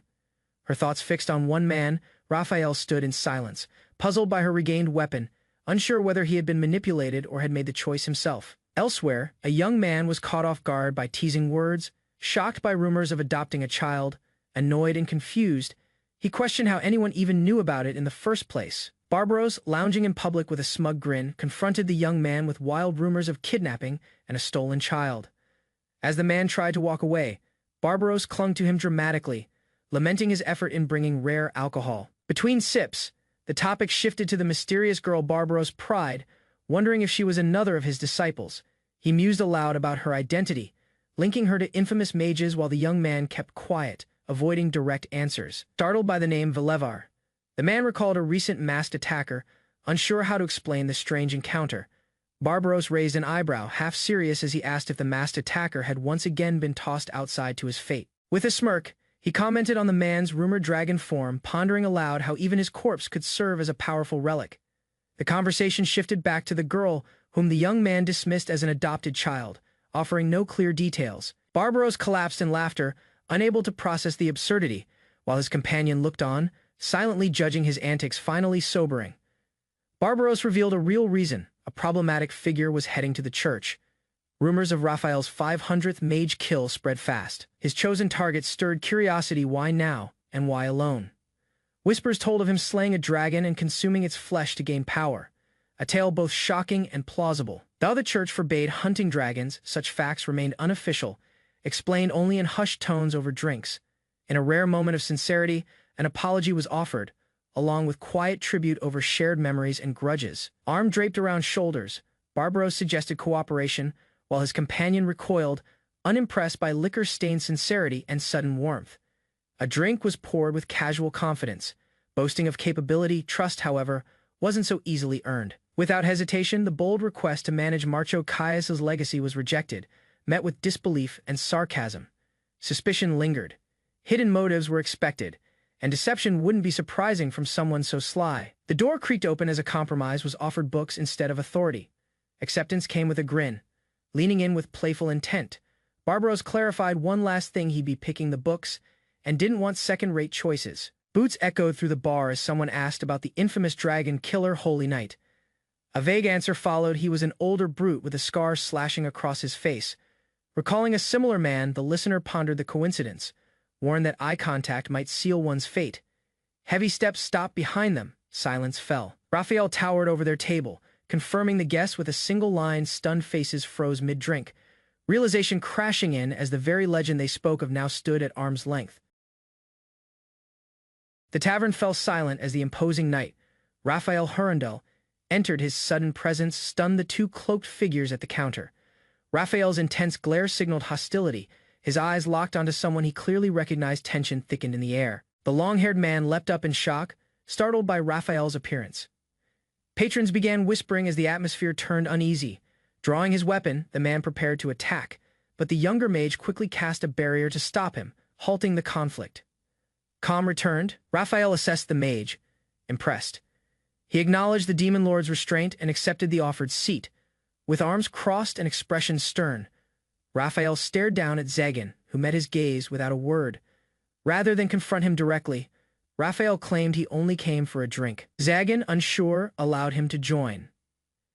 Their tense moment was interrupted when a man rushed in, pleading for someone to heal his unconscious daughter.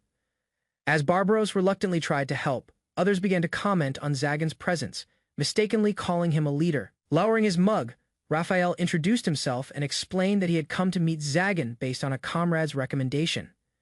Zagan smirked, exchanging sharp remarks with Raphael about their fearsome appearances, each sizing up the other with subtle tension. Barbaros entered the scene, wary of Raphael's reputation for hunting mages, and reminded him there were two before him now. Instead of reacting with aggression, Raphael dismissed the concern for him. Eliminating threats before they became problems was simple strategy. Turning to Zagan, he brought up a past battle. His tone shifted, curious whether the mage had really fought Castell. Thoughtful and composed. Admitted Castell had been one of the strongest opponents he'd ever encountered. Eyes narrowing, he processed the implication someone powerful enough could become a threat to the church. Rather than avoid the subject, Raphael laid it out plainly.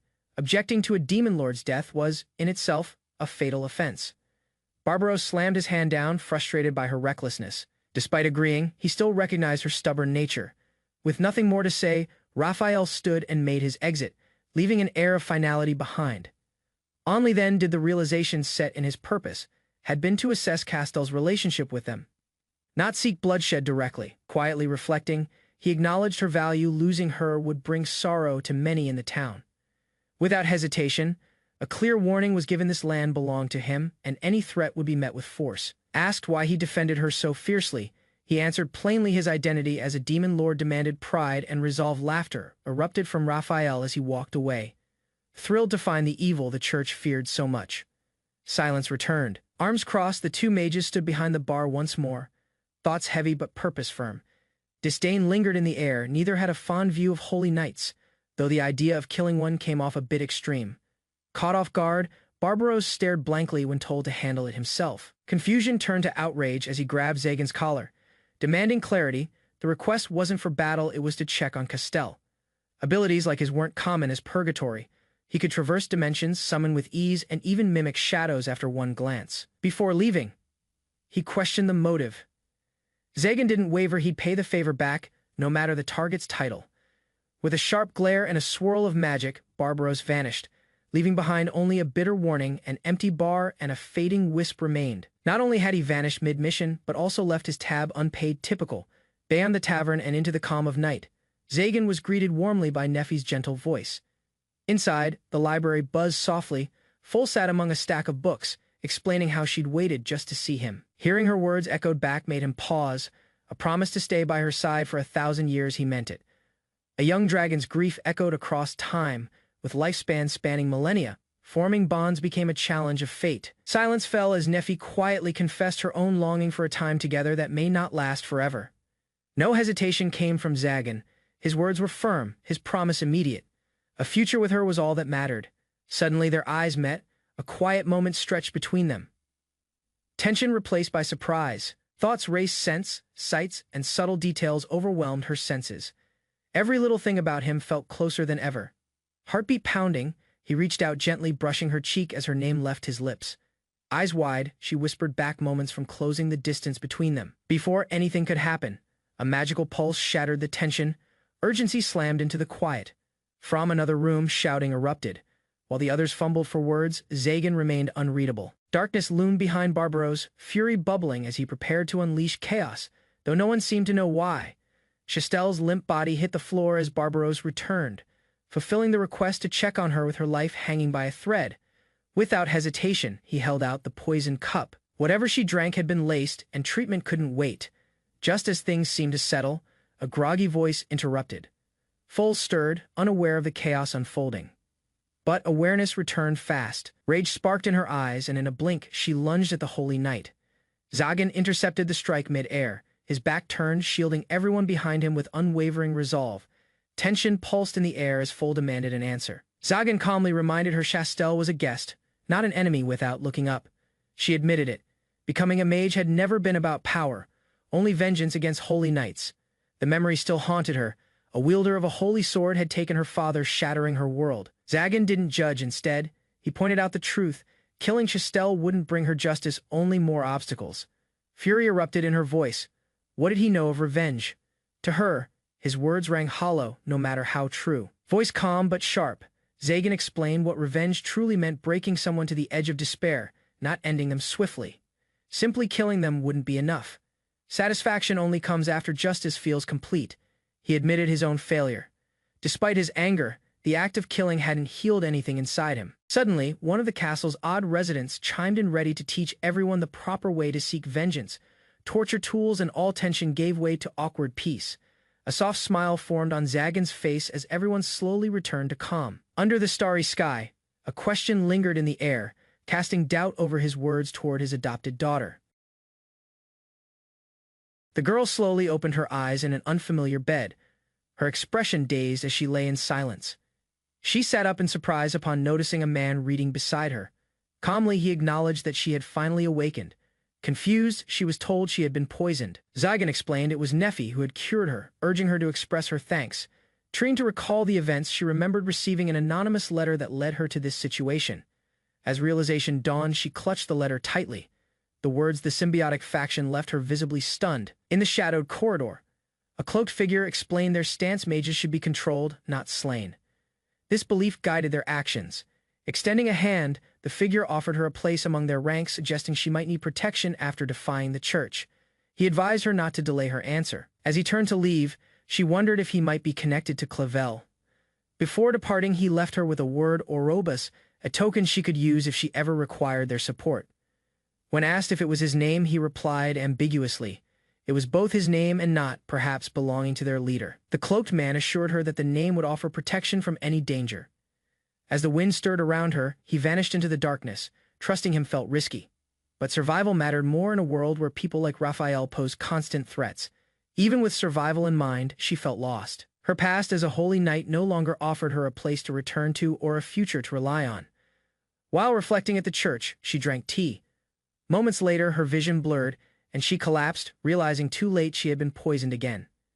Though Raphael seemed likely, she hesitated. Something about this betrayal felt different. Upon hearing the name Raphael, Zagan expressed mild irritation, recalling the man's brashness during a past encounter that ruined his quiet moment.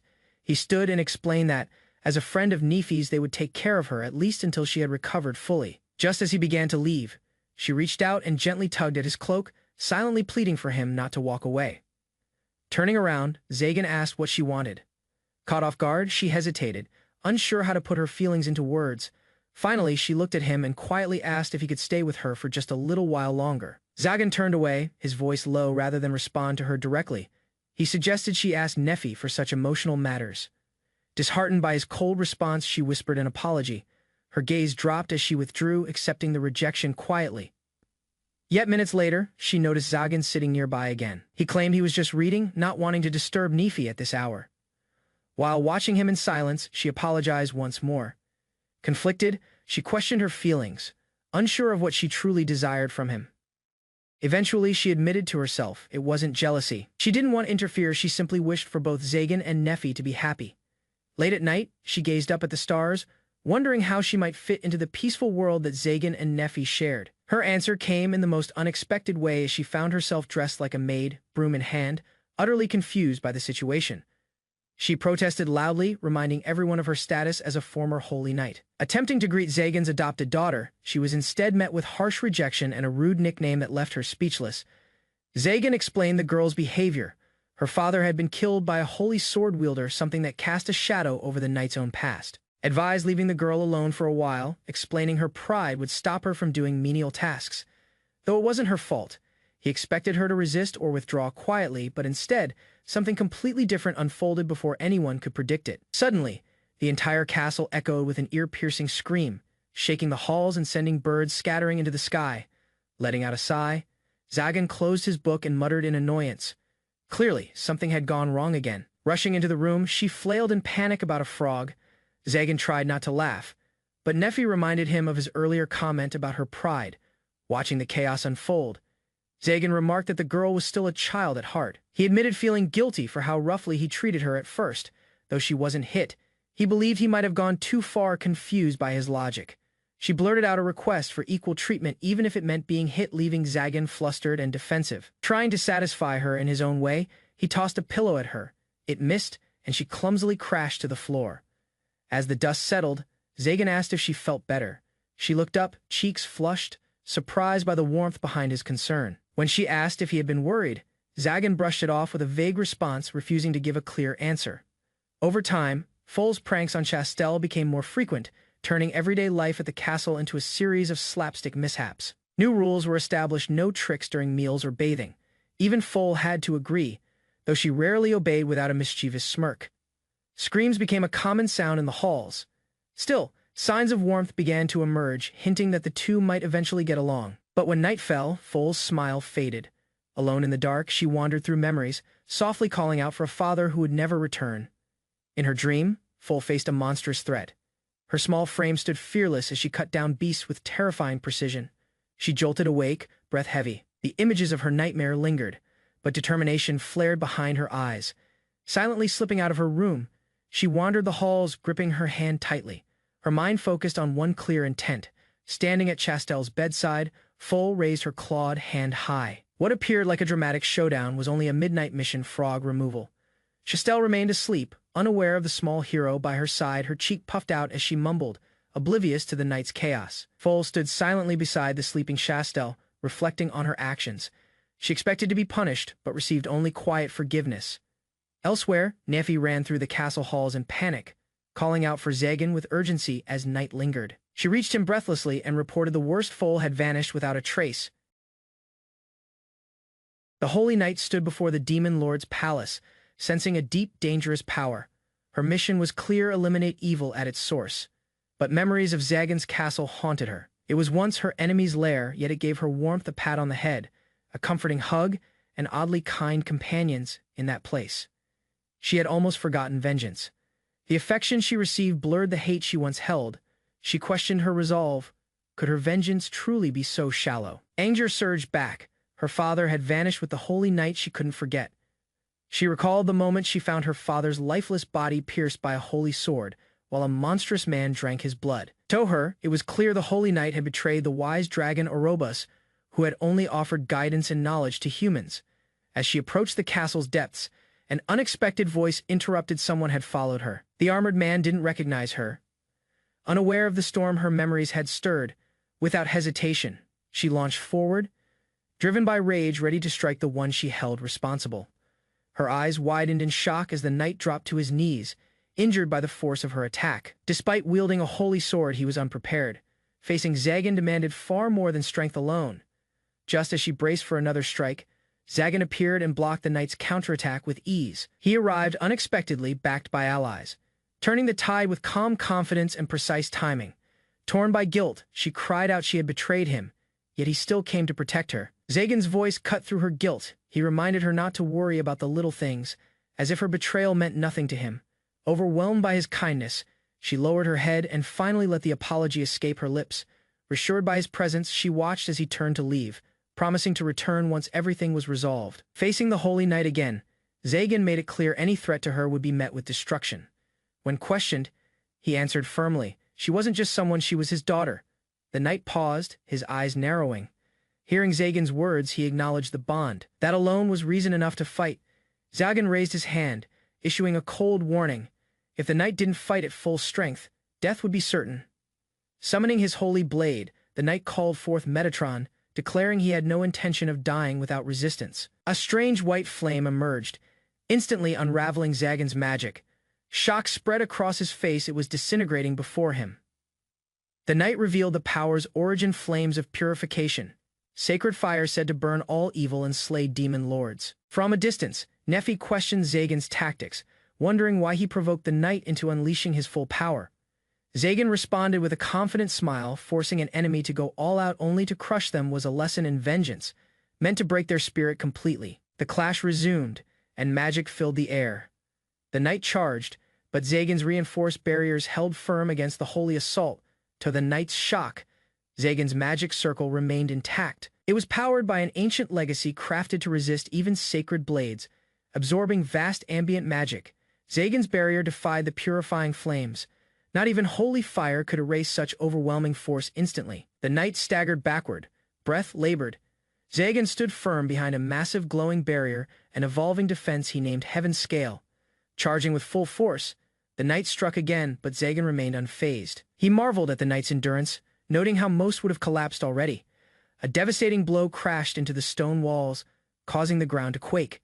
Nephi braced herself as rubble exploded around them. Among the shattered debris, something stirred, eyes gleaming faintly in the darkness, hinting at an ancient power awakening. As the knight lunged again, Zagan countered swiftly, his barrier clashing with raw force, their battle raging without pause. A massive explosion of force rippled through the ground as the two clashed again, their power shaking the battlefield. Zagan calmly assessed the outcome. 3 strikes was the knight's limit. His tone was analytical while the knight stood stunned. With a slight smirk, Zagan noted the performance as satisfactory for a trial. His ally, however, scolded him for planning mid-fight. Unbothered, he retaliated with overwhelming precision, hurling the knight back. His confidence showed he had magic and control to spare. As the purifying flames died out, Zagan revealed his strategy by waiting. He could use alternate magic like the spell that struck him down. As clapping echoed around him, Zagan stood silently.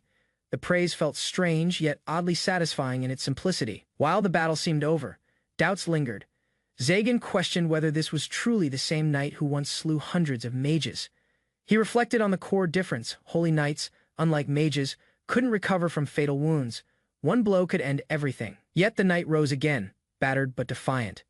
His strength wasn't just power, it was will. Carved into every scar, Zagan stared in disbelief. Amid the shattered ground stood a man who refused to fall. Inside the quiet room, Nephi knelt silently as dark magical energy seeped across the floor. A new arrival stood frozen in the doorway. Concerned, she asked for Zagan.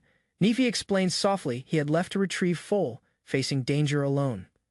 Gripping her sword, the girl hesitated. She felt torn between her duty to stay and her desire to help. The conflict weighed heavily on her. Protected by the very mage once branded an enemy, she questioned her place and the purpose behind her blade. Nephi's voice broke her thoughts. Despite the concern, the girl replied that Zagan had ordered her to stay behind, bound by trust but restless in heart. With quiet honesty, Nephi confessed her feelings. She admitted she was a little jealous, even if it wasn't the right moment to say so. She envied those who could love and be loved freely, those allowed to have meaningful relationships without restraint. Yet the other girl gently countered, her voice trembling. Despite everything, she was the one who felt more envious of Nefertree. To brush it off, but revealed her reason, Nephi could run to Zagan's side without hesitation. However, calmly replied that she couldn't. She had been ordered to stay, and she chose to honor that, even if her heart wavered. Nephi gently declared her role not as a warrior, but as someone who would greet Zagan with a warm welcome home when he returned. She admitted her limits. She couldn't fight alongside him or offer him strength. Yet that didn't stop her from caring deeply. The other girl stood quietly, believing she had no right to ease Zagan's loneliness. That place, she thought, belonged to someone else. The blame for everything didn't rest solely on her. Titles meant little. What mattered was her heart. With tears in her voice, she cried out her truth, not to defeat him, but to stand beside him. That was her true desire. With soft eyes and a knowing smile, Nephi placed her hand gently on the girl's head, reminding her, "You understand, don't you?" She reflected on their first meeting back then. The girl had already sensed Zagan's loneliness. That empathy made Nephi jealous. Still, her heart held no resentment. She was happy, grateful, even that someone else could also see Zagan's true self, looking warmly at her companion. Nephi spoke with pride. The girl had grown strong emotionally and in resolve. Even through uncertainty and fear, she had become someone who could reach Zagan's heart and ease his solitude. Chastel sat in silence, surprised to realize she had been comforted. The tension in her chest slowly eased. She questioned whether she deserved kindness. As someone marked an enemy, she doubted her place among the mages. Nephi reached for her, declaring their bond. Despite differences, what mattered was that they were truly friends, moved by the gesture. Chastel held back tears. Someone saw her not as a threat, but as a companion. Rising to her feet, she made a decision. With gratitude in her heart, she chose to act for herself. With resolve in her eyes, she dashed into the darkness. No longer hesitating, Chastel left to stand beside Zagan. A deadly stillness filled the space as the Holy Knight faced the Dark Mage, both unwavering in their stance. Despite suffering a brutal injury, the knight remained upright, his body seething with pain yet refusing to collapse. Curiosity sparked in the mage's eyes as he studied the knight's resilience, while the demon girl grinned with anticipation of retribution. Rather than flinch, the knight calmly acknowledged the scorn directed at him, sensing the depth of their anger. It was then revealed that he had slain Orobus, the revered dragon, sealing his fate as their sworn enemy. The knight paused as realization struck his opponent was the offspring of the dragon he had slain. Without hesitation, he lunged forward, driven by duty, but Zagan intercepted the attack mid-swing with sheer force. Blows were exchanged rapidly. The knight landed a fierce strike, causing Zagan to stagger in surprise at his strength. Fueled by rage, the demon girl unleashed a powerful spell unwilling to be underestimated or ignored. Magic surged violently across the battlefield, but in the midst of destruction, a calm voice questioned if this conflict should end. A sudden clash erupted as a young woman blocked the knight's blade with precision, her voice filled with urgency. While Zagan and the demon girl reeled in confusion, the newcomer effortlessly halted both sword and spell in a single motion. Instead of fighting, she proposed dialogue, confronting the girl over the tension lingering between them. Kneeling in exhaustion, the knight planted his sword into the ground, silently yielding. Zagan stepped forward, declaring that ending a man already prepared to die offered no satisfaction, choosing restraint over vengeance. As confusion spread, Zagan instructed the girl to stay quiet, noticing the knight's killing intent had faded the moment Orobos was mentioned. From across the battlefield, the swordswoman hesitantly questioned Zagan, trying to confirm what she feared to be true. She recalled a mysterious hooded figure from the past and slowly connected him to the dragon, Orobos. The realization sent a chill through Zagan, leaving him speechless as tension swelled between the group. Before anyone could react, the ground rumbled ominously and Zagan acknowledged the oncoming threat without hesitation. Heavy footsteps echoed ominously as the ground trembled. Something massive approached from within the palace. A towering stone figure emerged from the shadows, its body cracked and radiating unstable power. Dark miasma flooded the area as the monstrous presence advanced, leaving Zagan and the others in alarmed disbelief. Rather than fear, Zagan sensed confusion. It felt familiar, yet lacking the aura was artificial, like a golem mimicking a true demon. Recognition dawned as the demon girl identified it, the palace's gatekeeper. Likely unsealed by the force of clashing holy swords, an eerie transformation gripped the gatekeeper as its mouth split open, revealing monstrous fangs that stunned the knight. Without warning, a surge of bloodlust exploded from the creature. Zagan shouted for everyone to flee as the beast prepared to strike. Foal froze in shock, but the swordswoman dashed forward, desperately trying to shield her. Zagan raced toward the scene, too far to intervene, while Foal's eyes widened in silent terror at the chaos unfolding. In a final act of self-sacrifice, the knight threw himself in front of Foal, shielding her from the deadly blow. He stepped forward, unshaken by the threat, and glared at the approaching creature with cold defiance. Leaping into the air, he summoned powerful magic, vowing to obliterate the monstrous doll before it could harm anyone else. With a thunderous impact, his spell Heaven Scale crashed down, slicing clean through the golem's core. As the dust settled, Zagan rushed to check on Foal, who was wounded but conscious her injuries too close to the heart. Fighting tears, she confronted the knight, reminding him he had once branded her as Orobos's enemy. Foal's voice trembled as she accused the knight of betraying Orobos, convinced she'd witnessed the dragon's desecration. Calmly, the knight denied her claim, revealing that Orobos had willingly lent his strength in battle long ago. That moment was seared into memory. Orobos had honored his plea and granted power to strike down a formidable threat. Zagan named that threat demons, ancient beings spoken of in legends, now resurfacing with terrifying reality.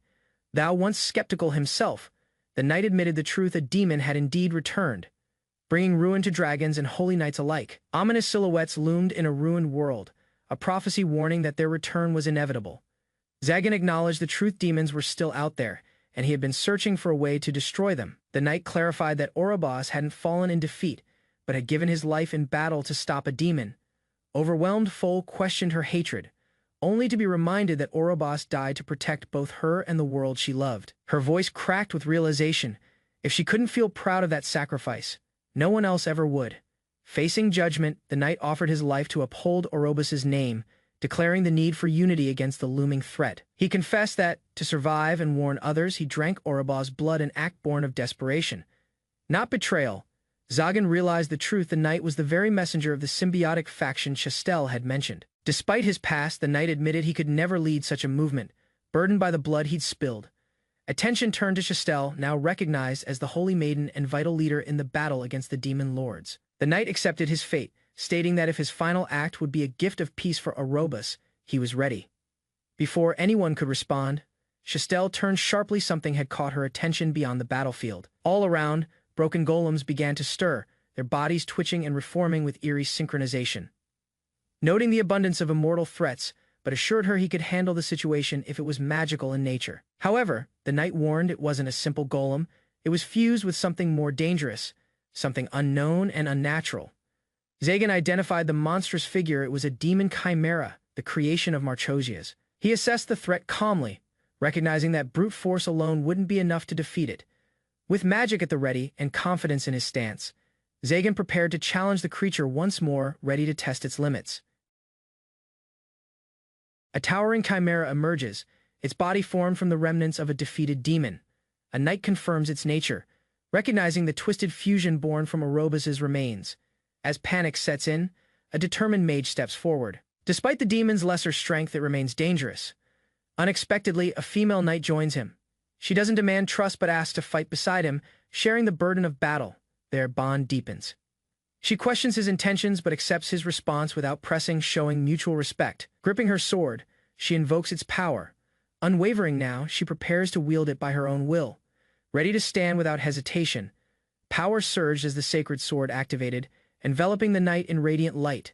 Her stance was calm but firm, signaling her resolve. Observers watched in awe as purifying energy gathered around her blade, distinct from previous users of holy flames. Without hesitation, she launched forward, deflecting the chimera's attack. Warnings echoed behind her, but she pushed ahead, armorless and fearless. She led the charge, slicing through the battlefield with precision. Her earlier promise to take the front line was now in motion. The strike landed true. Enemies reeled from the impact, while her allies advanced behind her, protected by her fierce determination. At her signal, Zagan dashed forward, catching the shift in momentum. She urged him to strike while the opening remained. He met the chimera's blow head-on, slipping past its guard with practiced ease. A powerful counter shattered its stone arm. As fragments erupted around him, Zagan calmly hovered in midair, surrounded by debris and dark energy radiating from the broken shell. Realization struck. The creature's core wasn't its body, but the black haze. Destroying the shell alone wouldn't end it. Before he could falter, her voice cut through. Reminded of their shared resolve, Zagan reignited his strength for the next assault. Zagan advanced through the crumbling battlefield, bits of stone flying past him. His smirk returned as he reflected on how strong she had become. Leaping high, he landed a blow directly on the chimera's core. Magic symbols flared as he activated his ultimate spell, Heaven Blaze. To their surprise, the attack didn't trigger immediately. Confusion flashed on her face, but Zagan remained calm. A moment later, the black haze erupted, signaling the true destruction of the chimera's form. His hand lowered in finality. The battlefield fell silent. She approached, stunned, asking what exactly he had done to end it so decisively. Zagan explained the mechanism behind the victory. He used a spell called Heaven Scale, which absorbs mana as a defensive shield but inverted it. By releasing the inverted version inside the chimera, it began consuming mana uncontrollably. The combination of Heaven Scale and Heaven Blaze, two opposites, born from one principle, created a lethal contradiction that overpowered the chimera's core. Despite the win, Zagan admitted the technique lacked precision. Without refining it, the spell wouldn't reliably work against more powerful demons. Impressed by his magic, praised him. Zagan deflected modestly, pointing out her own growth. The tension eased into a rare, light-hearted moment. Chastel was caught off guard when Zagan apologized and used her name for the first time. It was a small moment, but one that mattered. He acknowledged her not just as Nephi's friend, but as a fellow warrior. She stood firm, declaring she came to fight by his side. Despite their titles, Mage and Holy Knight both smiled, knowing their bond had deepened beyond labels. Together, they faced forward. The battle was over, but something lasting had been forged. Nearby, wounded allies lay on the ground. Zagan hurried to help, his resolve unchanged, even as healing wasn't his strength. Zagan revealed that Chastel's actions had earned her the trust of those who would now follow her lead. Whether she intended it or not, she had become a symbol. Chastel questioned the wounded knight, realizing he had used the name of Orobus because his own lacked recognition. He admitted it, the creation of the symbiotic faction and his survival were all part of Orobas's dying wish, making the name fitting for their cause. Still, Zagan asked the hard question, why had the knight killed mages to begin with? The man responded bluntly, the mages had attacked first. He only returned the violence they brought.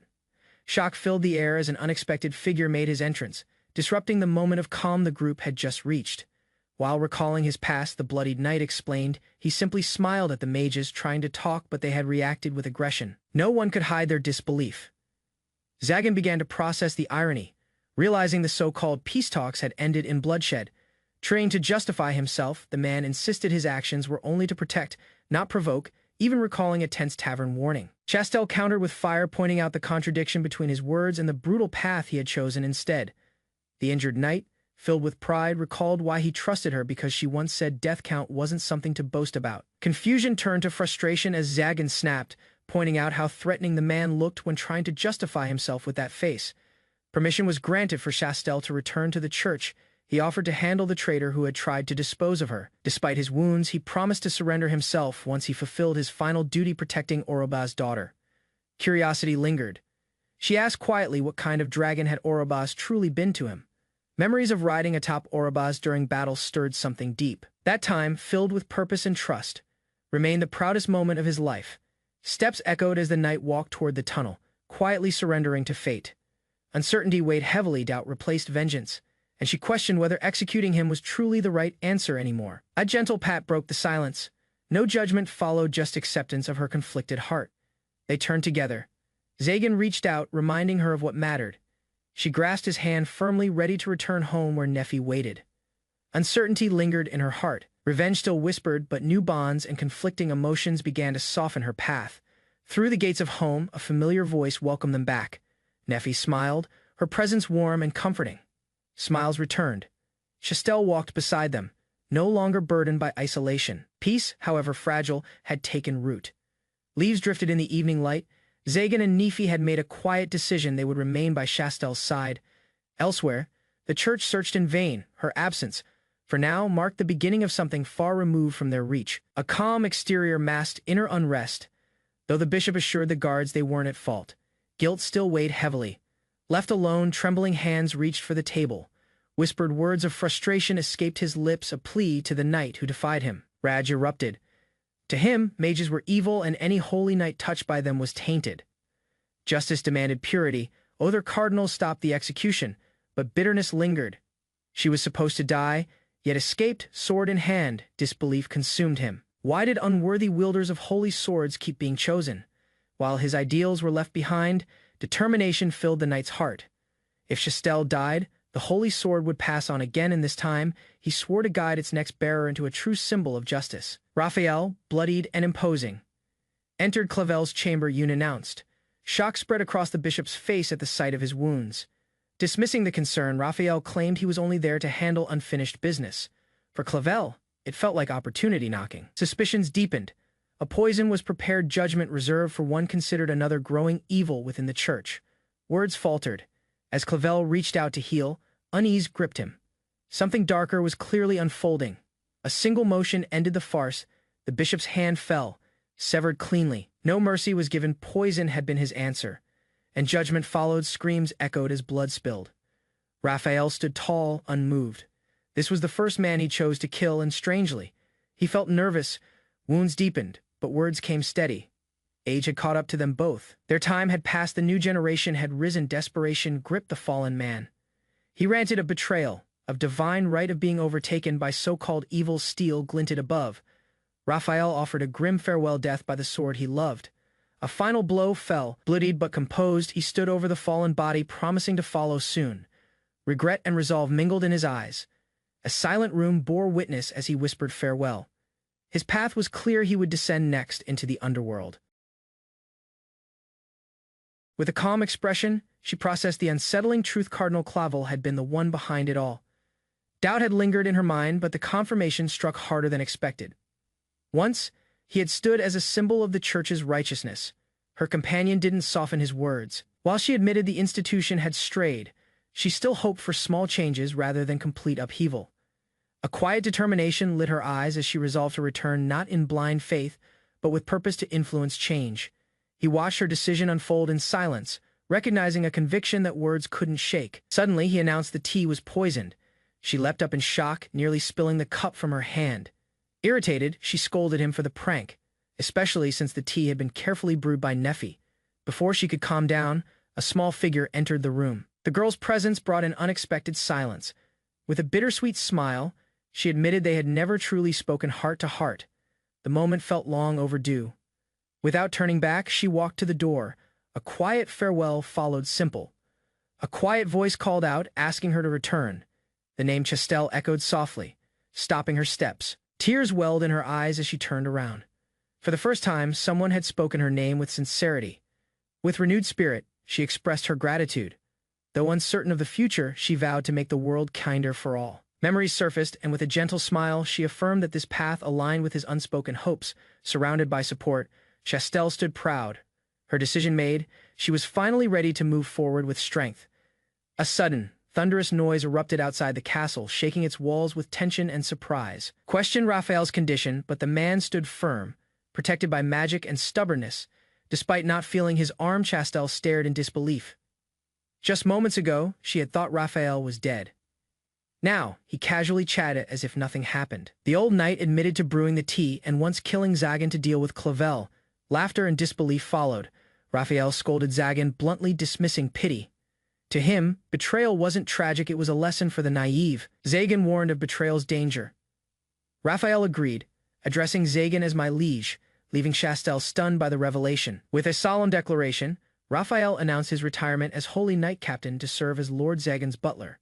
The next morning, Zagan sensed Raphael waiting outside, exhausted but resolute, offering his life as promised. Instead of punishment, Foal asked him to devote his strength to Zagan and Neffy, revealing the trust placed in him.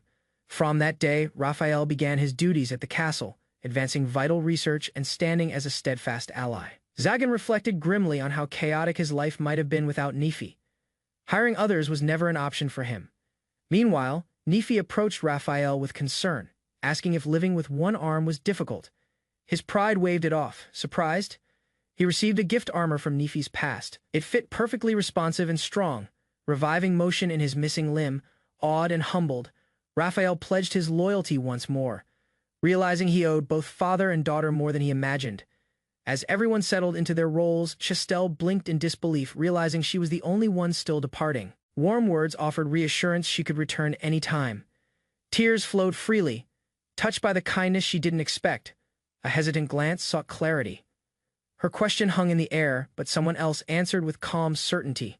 Quiet admission followed.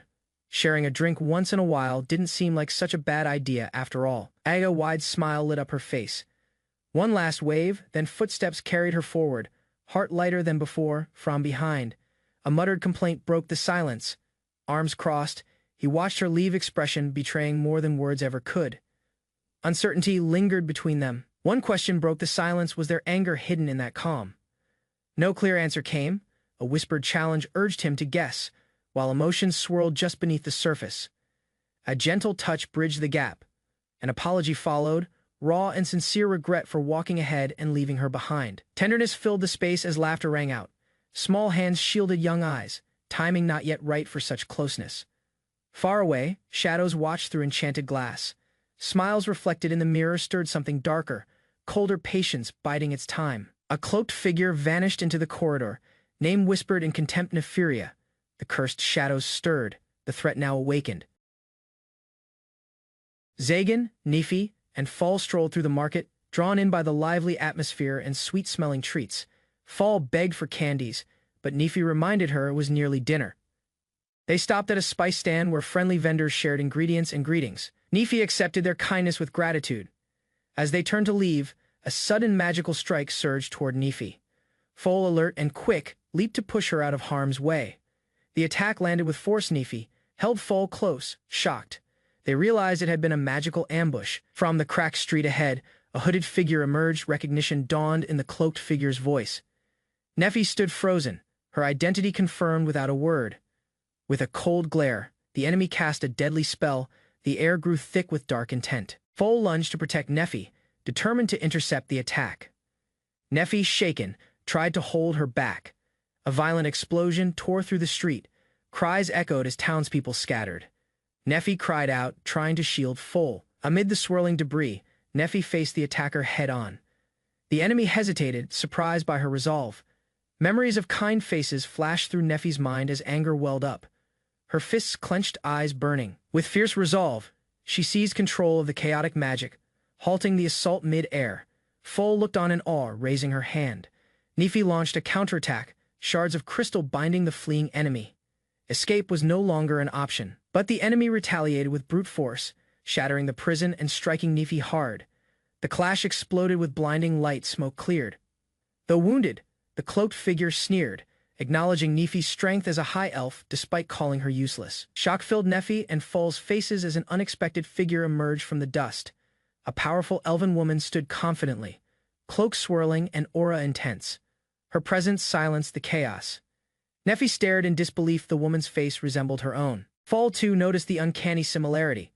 With measured calm, the stranger commented on the immense magical force the Demon Lord's magic circle had been activated. The ground pulsed as a vast symbol spread outward. Around them, townspeople slowly recovered, dazed by the magical shock that had rippled through the city. Neffy stepped forward, surprised the barrier around her had vanished. She tried to question the mysterious figure. The woman claimed to be a version of Neffy cursed. Before any response, she vanished into the light. Back in town, the villagers gathered. The area once in ruins appeared restored. Everyone looked to Neffy in confusion. Among the wreckage, a letter addressed to Zagan appeared. It was from another Demon Lord Bifrons. A man summoned a glowing blade Metatron, its brilliance cutting through the air with power and purpose. As the sword activated, complex symbols glowed around the wielder. The observer realized the energy didn't stem from the blade, but the engraved letters. In a library, research continued. Books from Marchosia's legacy revealed that the symbols came from an ancient system, the Celestian language. The language, once used by divine beings, had lost its meaning over time. Not even the church could decipher it. Despite efforts, its structure defied magical logic. Understanding the sword's true nature remained beyond reach. Zagan examined the sword, suggesting it might behave more like a living being than a weapon. The older man confirmed it, revealing the sword seemed to choose its wielder, sometimes showing signs of will. They speculated it may have once been a living creature transformed into a blade retaining consciousness. Rather than dissect the sword itself, Zagan proposed tracing its origins, hoping to uncover its creator. With determination, Zagan revealed his goals: find a way to kill demons and discover how to destroy the Demon Lord's sigil. Zagan recognized that without destroying the Demon Lord's sigil, defeating others like him would be impossible. Granting Neffy a peaceful life meant eliminating every threat. His thoughts drifted toward the sacred sword's markings. If he could decipher the shared roots with the sigil, answers might emerge, but clarity eluded him. A sudden alert interrupted his reflection. Keanode's barrier had triggered. Something had gone wrong. Neffy and Foal might be in danger. He rushed through the halls, eventually finding them at the entrance. Safe but shaken, worried, he asked what had happened, fearing the worst. Eyes cast downward, Neffy stood in silence while Foal held her hand protectively. A soft reply escaped. Nothing had happened. Concern filled the air as Zagan knelt beside Foal and asked if she was all right. She nodded slightly, then left with Raphael for juice. Speech faltered. Words stuck in his throat as he watched them walk away, unsure how to begin. Silence lingered. Only her voice broke it, apologizing, gripping her dress tightly. No one else could hear. Anger simmered beneath calm eyes. Whoever made her feel this way would face his wrath. Until then, quiet support was all he could offer. Thoughts raced wildly, recalling how she once comforted him. He panicked over how to return the gesture with a lap pillow now. An idea sparked. All he had to do was find a suitable spot somewhere private enough to act without hesitation. Without warning, she was swept off her feet, carried through the hall, flustered and speechless. She clung to him. They reached a quiet room. She remained in his arms, unsure, while the door closed firmly behind them. Despite good intentions, the setting felt too formal. Offering a lap pillow here wasn't going to be easy. Confusion spread between them. Neffy whispered in doubt, unsure of what was happening. No answers came, just shared bewilderment. Time passed quietly. Guilt lingered as both reflected on mistakes, While waiting for dinner, reading side by side brought small comfort. A mysterious envelope surfaced. Its seal carried unfamiliar markings handed over by someone in Keanoides. Inside the letter lay an invitation to a formal evening ball. Several names were listed, including all castle residents Nefi, Raphael, even Chastille. Upon reading the sender's name, a chill followed. By Franz. Recognition dawned. He was the one who had dared harm Nefi before. Nefi asked quietly if he planned to attend the ball. The sender knew far too much. It meant they'd been under watch for a while. Crushing that demon lord would be inevitable. Accepting the invitation was a chance to gauge their power difference. Her fear didn't go unnoticed. She had just endured a traumatic event. Comforting her wasn't simple, but an idea sparked. Instinct took over. He pulled her close, holding tightly, hoping warmth could replace words. Flapping ears, flushed faces, and instant regret followed. That approach definitely needed refinement. Seeing her expression filled with sorrow, he swore to strike down anyone who made her suffer, even a fellow demon lord from behind. She spoke softly somehow. He had understood her feelings without needing an explanation. Apologies followed. She still didn't know how to put things into words.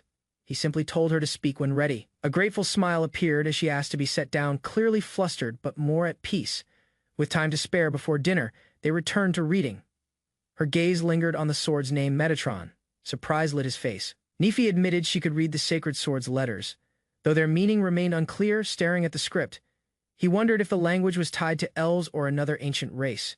This could be a vital lead. News of the demon lord's invitation spread fast. The odd merchant reacted with shock at the mention of a formal ball. Ivrion gathered for tea.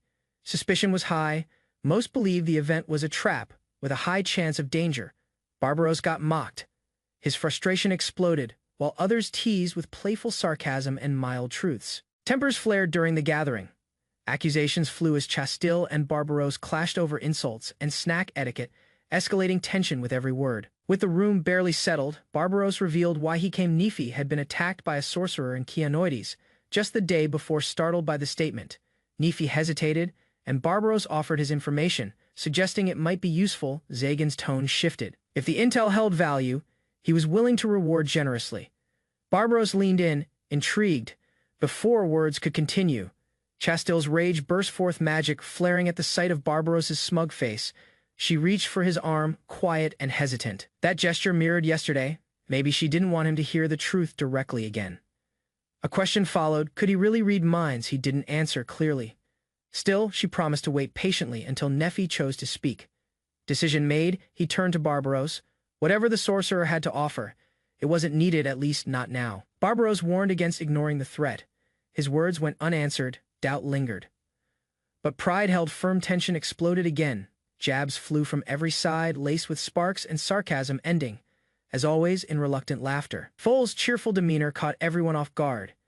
Nefi looked flustered, questioning what had changed, while Zagan calmly munched on a sweet thou he'd felt unsure the day before. Her happiness made him wonder if his efforts had actually helped. Foal jumped off his lap with a flourish, claiming it was time Nefi took her rightful place again. Not that she cared. Of course. Nefi quietly sat, clearly unsettled. His casual behavior left her speechless, while the others watched in surprise. Reflecting on the upcoming ball, Zagan accepted the need to prepare. Ignoring it now wasn't an option anymore. Annoyance filled the air as Foal demanded to know how long she was expected to babysit Chastille. A glance toward Nefi brought no answer. Barbaros, lounging confidently, realized it had already been a month since the poisoning incident, but no one had ever defined an end point. No time limit had been mentioned. Zagan's smug reply sent Barbaros into frustrated disbelief. Muttering about scams, curiosity shifted to irritation. Barbaros questioned why Chastille had even been invited in the first place. Zagan's answer was simple. Everyone tied to him was. Disappointment hit. Barbaros hadn't been invited at all. His dramatic reaction was met with indifference. Frustrated and dramatic as ever, Barbaros buried his head on the table. Groans filled the room. Everyone else looked unimpressed. His latest suggestion, offer to guard the castle. Suspicion rose immediately. No one trusted his motives. Accusations flew. Chastille was sure he planned to rob them blind. Zagan clarified any theft would trigger harsh punishment. No exceptions. Confirmation sparked outrage. Barbaros had nearly died last time trying to steal a grimoire, only barely escaping demon dogs. Toe calm Foal. Zagan assured her the summoned beasts wouldn't harm her or Raphael. He'd planned for their safety all along. Praise from Foal left Zagan composed, but Barbaros fumed. Mastering magic wasn't that easy. He argued it set Zagan apart unfairly. Despite the snide remarks, Zagan stood firm. As a demon lord, he'd never let his sorcery harm Nephi. That much was non-negotiable. Barbaros turned serious for once, asking if leaving things unspoken was truly okay. The question struck harder than expected. A quiet nod from Nephi was enough. Without another word, Barbaros vanished, irritated but somehow satisfied. Watching him go, Nephi smiled gently.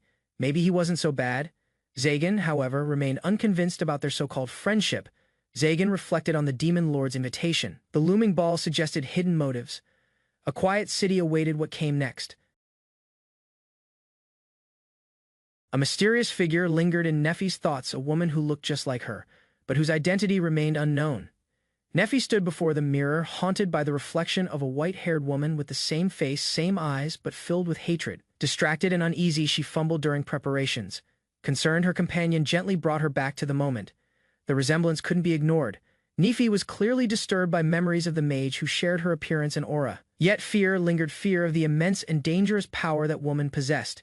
She recalled the ominous power, unlike ordinary magic, raw and destructive, echoing unnatural sorcery. Somehow, she had grasped the meaning behind the chant and gained control over the technique, turning it against its user. The realization that they shared a deep connection unsettled her. She didn't want to resemble that dangerous figure. Doubts crept in if she were to change, to become consumed by hatred and use that fearsome strength. Would Zagan still care for her? Despite believing in his love, she knew relying on him alone wasn't enough. She had to remain true to herself. Nephi was embraced warmly, reassured that she had someone to lean on whenever doubt clouded her heart. Despite that comfort, she struggled with guilt, fearing she might become a burden if she depended too much on others. Her companion gently corrected her, distinguishing between being a parasite and simply trusting someone for strength. That simple word, relying, settled between them, prompting Nephi to reconsider her view on support and connection. Faced with the question of Zagan's pain, she found resolve, ready to bear his burdens and stand beside him without hesitation. A single word echoed in Nephi's mind, relying, something she had long distanced herself from. Memories of isolation resurfaced. Rejection had taught her to stand alone, never expecting warmth from others. But with Zagan, things were different. Moving forward together wasn't weakness. It was strength born from mutual trust. Manuela's gentle words reminded her that being depended on was also a gift, not a burden to avoid. A spark of courage stirred within Nephi. For the first time, she resolved to speak from the heart and face Zagan with honesty. With flair and confidence, Manuela offered her emotional support and unsolicited lingerie advice. A gentle smile formed as Nephi politely refused, appreciating the gesture but setting her own boundaries. Their journey soon brought them across Suffragetta, the continent's largest lake, vast and mesmerizing. Waves rocked the boat gently, exciting the child on deck, who marveled at the movement and fun of sailing. Perched atop a barrel, she beamed with delight, answering the question with a simple word that said everything. Joy radiated from her eyes. Nephi stood in an elegant dress, quiet and reserved, while a little girl proudly showed her off. Zagan, flustered, admitted it suited her perfectly. Though unsure earlier, her calm expression now revealed a sense of ease as they sailed under the sky. Valifor, fully armored, confirmed he was more comfortable than before, finding this new set even more practical than the old. With Raphael's identity too exposed, the group decided to disguise him using borrowed armor from a trusted ally. Credit for this clever transformation went to Nephi, her quiet efforts once again proving vital to their success. Ancient markings engraved on the armor sparked curiosity. Nephi could read them even if the words were unfamiliar. Replicating those inscriptions became the plan, aiming to restore the armor's original power through careful reconstruction. Though the script wasn't from her homeland, she recalled seeing it somewhere long ago. Understanding it remained limited. The true creator of those writings remained unknown. But the theory pointed to someone close to the church, perhaps another elf. Despite partial success, the reproduced equipment still lacked the power of genuine holy swords, something Nephi admitted she couldn't yet achieve. Although the demon lord's seal resembled celestial script, its meaning remained unclear. Some connection might exist, but not a direct one. Despite lingering mysteries, their efforts yielded progress, confidence grew, and future collaboration was welcomed warmly. Before plans could continue, Chastel entered with sharp timing, cutting through their discussion. Inside the grand hall, tables were set for an evening party, an unexpected yet extravagant venue aboard the ship. Beneath the surface, odd whispers filled the air. Strange melodies echoed, masking private conversations with a deliberately eerie tone. A siren sang beside skeletal musicians, familiar spirits summoned to create an eerie atmosphere for the event. Confusion lingered as the nature of the gathering remained vague, leaving guests uncertain about expectations. Aunts clarified as a trading event for magicians. Shock took over, some had prepared for a ball, not a professional meetup. Chastel, flustered, revealed she chose her outfit thinking it was a formal evening party. Compliments poured in despite the misunderstanding. When told to leave weapons behind, she protested, insisting that dancing as a knight required the proper dignity. Even if impractical, tension rippled through the crowd as hooded guests exchanged uneasy glances, murmuring suspicions. All eyes turned to the lone girl standing exposed, recognized instantly as the only female holy knight of her order. Mistrust grew. Whispers hinted at hostility, some even questioning if she should be eliminated on the spot rather than leave her vulnerable. Zagan stepped in, brushing off the drama and leading her away. He cut through the middle of the ballroom without hesitation. Shocked, she followed, caught between boldness and disbelief at his forward march. As eerie music filled the hall, guests turned to witness Zagan enter, his aura commanding attention. Whispers quickly spread the new demon lord. Behind him stood the armored figure once thought dead. His allegiance to Zagan was now fact, not rumor. Observations continued. Horns revealed the presence of a dragon, rumored to have been won through a fierce battle with a mage hunter. Eyes shifted to the white-haired elf at Zagan's side, his bride, whose strength quietly unsettled many. Tales of punishment for harming her grew more extreme by the second, feeding her reputation through embellished fear. Speculation stirred again. Rumors now claimed Zagan had subdued the holy maiden. Neither confirmed nor denied, he brushed it off with indifference. Whispers turned sharper. Her appearance drew judgment and risky conclusions. Without warning, she was pulled to safety. Chaos briefly followed, ending with a slap and stern silence that quieted further assumptions. Frozen in an awkward pose, she panicked, attempting a clumsy excuse for her sudden grip on him. A quiet voice, soft yet menacing, offered help. Her smile sent chills, making it clear who held the upper hand. No one dared speak further. Zagan's reaction caught them all off guard. Even Neffy and Chastel froze, shocked by whatever just unfolded, amused. He quietly enjoyed seeing an unfamiliar side of Neffy, a moment that left him unexpectedly content. With his companions at his side, Zagan stepped forward, ready to address the crowd and take his place on the stage. All eyes turned as he introduced himself. Zagan, last of the demon lords. Silence followed his words, then a smirk. The host was absent, but he had no intention of letting the night pass without stirring things up. The crowd raised their glasses in recognition, acknowledging Zagan's presence. Surrounded by his allies, he stood firm, quietly observing the gathered magicians. As the ship sailed onward, the moment settled. Their journey and the tension behind it would soon continue. Zagan remained calm on the ship, confident no one would challenge him. He warned that if everyone acted with care, they'd remain safe. Tension rose when a guest broke into tears. Another scolded her for being overly emotional in dangerous situations, acknowledging her clumsiness. A casual conversation began. Neffy admitted it was her first time aboard, having grown up in the mountains. Zagan claimed he had technically experienced it before. He recalled his youth accidentally getting trapped inside a cargo crate while stealing food, nearly suffocating before being discovered. Neffy empathized, revealing her own past, once nearly freezing in a food cellar while sneaking honey to survive. Zagan demanded the identity of Neffy's tormentor, vowing dark revenge even if it meant resurrecting the dead. She, however, declined, thankful yet unwilling to escalate. Kindness softened the mood.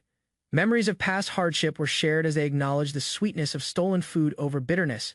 Curiosity shifted the topic. One of the guests questioned the outcome of a troubling event involving the church's teachings. Details emerged. A cardinal's death had been labeled accidental, yet deeper forces seemed aware of the truth. Though involved, the symbiotic faction remained silent, their goals aligned with peace, preferring mages be left undisturbed. Zagan remarked that things would remain stable as long as harmony was kept. Poisoning or suffering, he claimed, deserved only limited sympathy. Surprised by his concern, Chastel questioned whether he truly worried for her. His awkward response sparked confusion, and he silently regretted his words. Brushing aside others' opinions, Zagan focused only on what mattered: his bond with Neffy. Distractions held no importance to him. Chastel gathered her resolve. She acknowledged her strength and refused to be a burden, urging Zagan to pursue his duties. With quiet determination, she expressed her wish to become someone worthy of trust and support. She expressed her desire to return the kindness she had received, hoping for a mutual bond rooted in trust and cooperation. Though unfamiliar with relying on others, Zagan admitted the idea was foreign after years of solitude. Neffy's presence beside him revealed a quiet truth-trust had already formed between them without acknowledgement. Memories resurfaced. Gradually, he recognized support not just from Neffy but from others who stood by him through trials. Her quiet reflection on the word rely hinted at unspoken emotions, just as another voice hesitantly called his attention. With determination, Neffy stepped forward, ready to speak her mind, but an unexpected noise cut through the moment. A sudden crash near the ship's cargo area drew everyone's attention. Instinctively, they turned toward the sound. Suspicion rose as the noise repeated. Despite doubts, concern formed. Perhaps someone or something was trapped. A childhood memory flashed. Zagan once got stuck inside a cargo crate while stealing food. Chastel gasped in realization. Chaos followed. Assuming the worst, the group rushed to act. A powerful shove burst the crate open, revealing the unexpected. A young girl tumbled out from the crate, gasping for breath, surrounded by scattered fruit. Relief washed over her flushed face. Grateful but shaken, she thanked everyone profusely. Neffy momentarily interrupted, set aside her thoughts as concern shifted to the rescued girl, startled by the attention. The girl apologized, fearing she had disrupted something important. Others rushed to check for injuries, but she insisted she was fine. Questions followed. Neffy offered help, gently asking why she was inside the cargo in the first place. Introducing herself as Nero, the girl explained her status: a novice sorcerer, still learning, but eager to help. A sudden explosion of light erupted. Nero's attempt at magic failed spectacularly, leaving her dazed and embarrassed. Apologies followed quickly. Despite her efforts, she admitted no spell had ever worked, not even after a full year of trying. Without hesitation, she dropped to her knees, begging the demon lord to take her in as a disciple. Smuggling herself aboard had been no accident. The plea continued, sincere and desperate. She knew it was reckless, but saw no other option. Watching quietly, Zagan sensed nothing. No mana, no talent, just resolve burning inside a powerless girl. After a pause, he declined. Despite understanding her feelings, Zagan claimed he had no time for disciples. Desperation took over. Nero pleaded in every way imaginable, offering labor, errands, even humiliation just for a chance. Neffy hesitated, suggesting they hear Nero out, but Zagan remained firm, dismissing the request with little thought. A whisper crept in. A shadowed figure mocked Neffy's compassion, labeling her as soft-hearted with a chilling grin. From above, the stranger warned her not to trust sorcerers. Cloaked in mystery, they called all mages liars, then locked eyes with Zagan.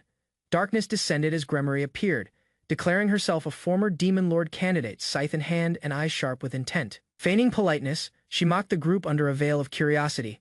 Zagan quickly stepped in, questioning her intentions toward Chastel. Sarcasm flew between them. He redirected her attention, dismissing holy knights with disdain. Gremory responded with veiled insults and growing hostility. A new threat emerged. The towering figure of a Whirlian loomed over them, recognized from a past auction. His identity became clear: Chimeras, the Black Blade. His presence turned tension into imminent danger. Chimeras bowed mid-air, apologizing on Gremory's behalf. Beneath her harsh words, he insisted she meant no harm. Old ties were revealed.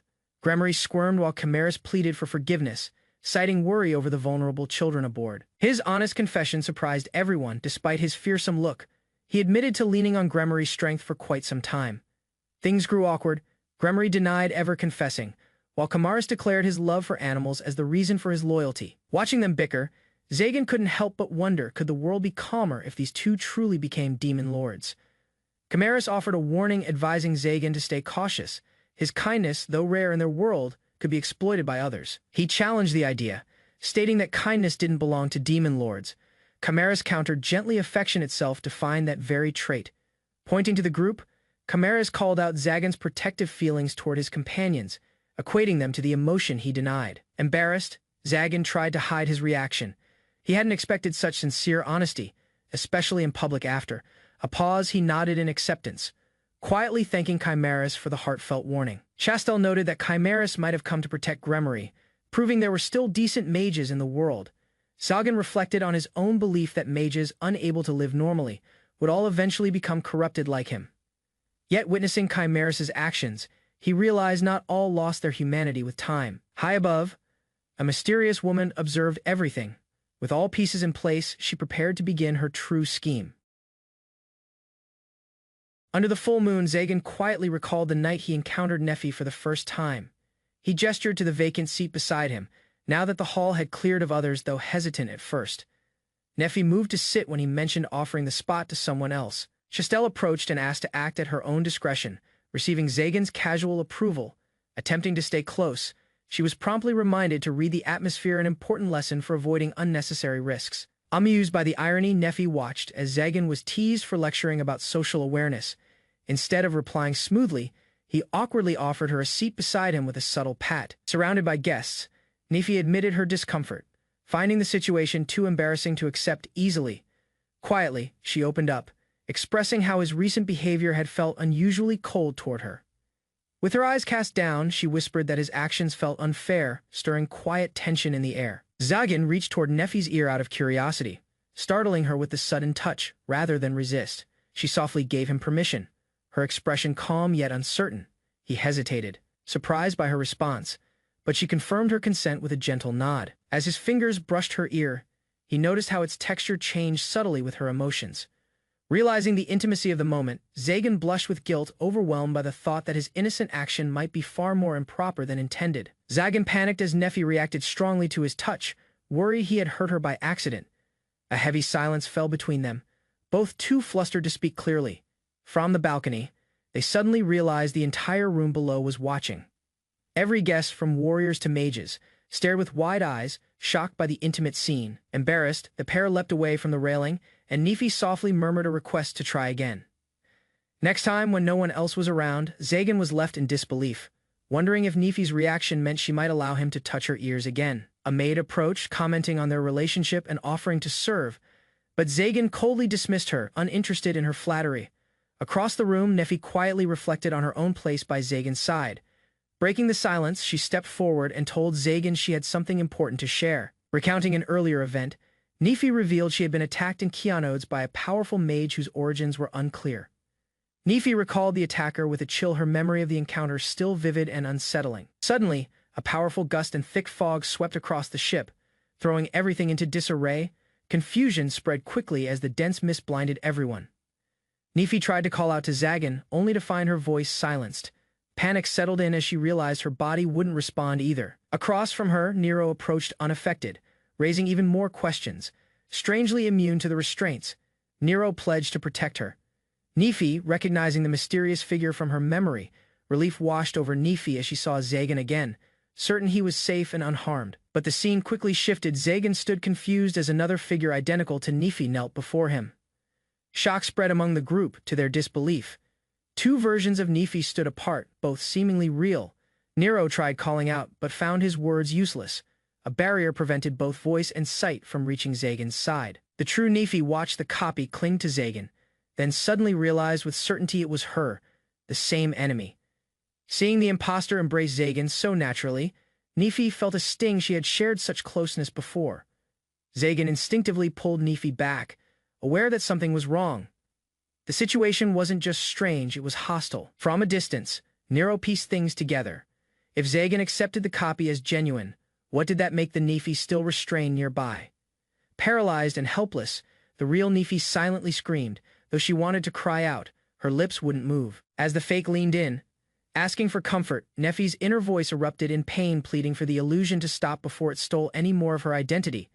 Zagan abruptly grabbed the imposter's face, glaring into her eyes with suspicion. The warmth was missing. This wasn't Nefi. Holding her at arm's length, he declared her behavior far too familiar for someone he'd supposedly just met. The revelation sent ripples through the group. The real Nefi and her companions watched in disbelief as the illusion began to unravel. With her disguise falling apart, the enemy revealed her true form, stunned that her deception had failed. Zagan remained unmoved, demanding an explanation. Then his voice rang sharp and clear, accusing her directly of impersonating Nefi. Her reaction made it obvious he had struck the truth. The imposter's frustration boiled over. Her disguise had failed, and Zagan's scornful words made it clear he had seen through everything. With a burst of magic, he shattered the illusion, demanding the true enemy reveal themselves. As the spell broke, chaos erupted.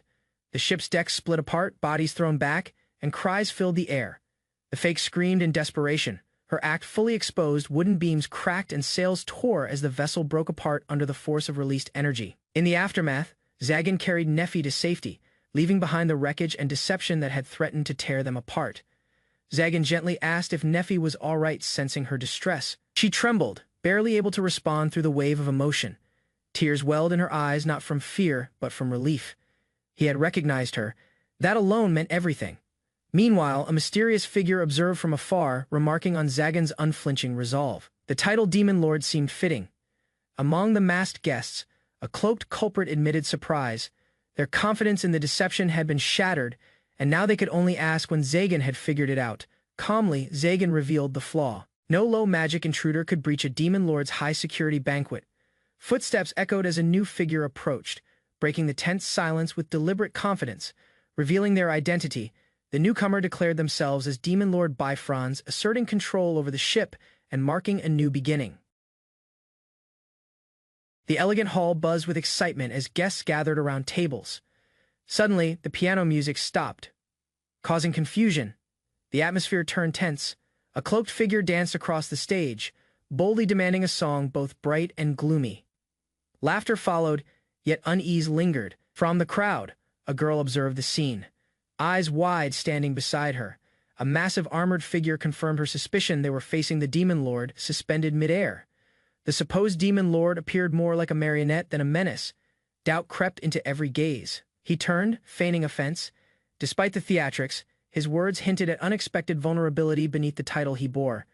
Nefi sat apart from the crowd, withdrawn, until Zagan called her out, urging her to engage with the guests instead of sulking. Reluctantly, she stepped forward, catching the eyes of everyone as the room fell silent under her strong presence. She was met with scorn, yet responded with pride, declaring the collar she wore a mark of her unbreakable bond with Zagan. Rather than retreat, Nefi stood firm, asserting her identity and dismissing their prejudice with unwavering confidence. Zagan, stunned, watched as she boldly defended herself, a sharp contrast from the timid girl he once knew. As Nefteros mocked the collar's meaning, Zagan calmly silenced her with a flick of magic, unimpressed by her insults. Her words grew more irritating, prompting him to scratch his ears in exaggerated boredom while others stifled laughter. Fuming with rage, she threatened violence, only to be casually warned that attacking would be a fatal mistake. Attempting to ease the tension, her master introduced her as his beloved servant, a delicate doll under his care. Despite her coldness, he admitted she understood him better than anyone, even if his odd affection made others laugh. One lord admired the bond between Zagan and Nefi, wondering how to forge such harmony with his own servant. Despite his smiles, the flamboyant Demon Lord revealed a deep loneliness, lamenting how no one shared his thoughts. Laughter followed his antics, but Zagan remained cold, unimpressed by the theatrics, and cutting off the moment. With magic crackling, he stepped forward, accusing the servant of past harm, promising swift retribution without hesitation. Mockery turned to aggression as the elder Demon Lord struck back, unleashing devastating power in response to the insult. Zagan faced a complex magic circle, knowing the more intricate the structure, the harder it was to consume with his devour magic. The enemy taunted him, confident that his power, amplified by a Demon Lord's seal, was beyond Zagan's reach. Suddenly, his expression twisted in confusion as Zagan activated a mysterious counterspell, rendering his magic unstable. Calmly, Zagan explained the interconnected nature of the Demon Lord's engraved seals, which resonated like tuning forks across space. With the same seal on his hand, he had deciphered the pattern, proving his control over the very power meant to defeat him. A challenge arose: sealing the power of the seal meant weakening himself. Zagan calmly accepted the risk without hesitation, turning his back on borrowed strength. He declared that trust was never placed in the seal to begin with. Prepared for any outcome, he explained how understanding the seal was necessary for eliminating the other Demon Lords. Mockery followed, questioning if Zagan was now reduced to an ordinary mage without his seal's power. Instead of scorn, admiration appeared. His foe praised him, acknowledging his terrifying talent and recognizing that he was indeed chosen well.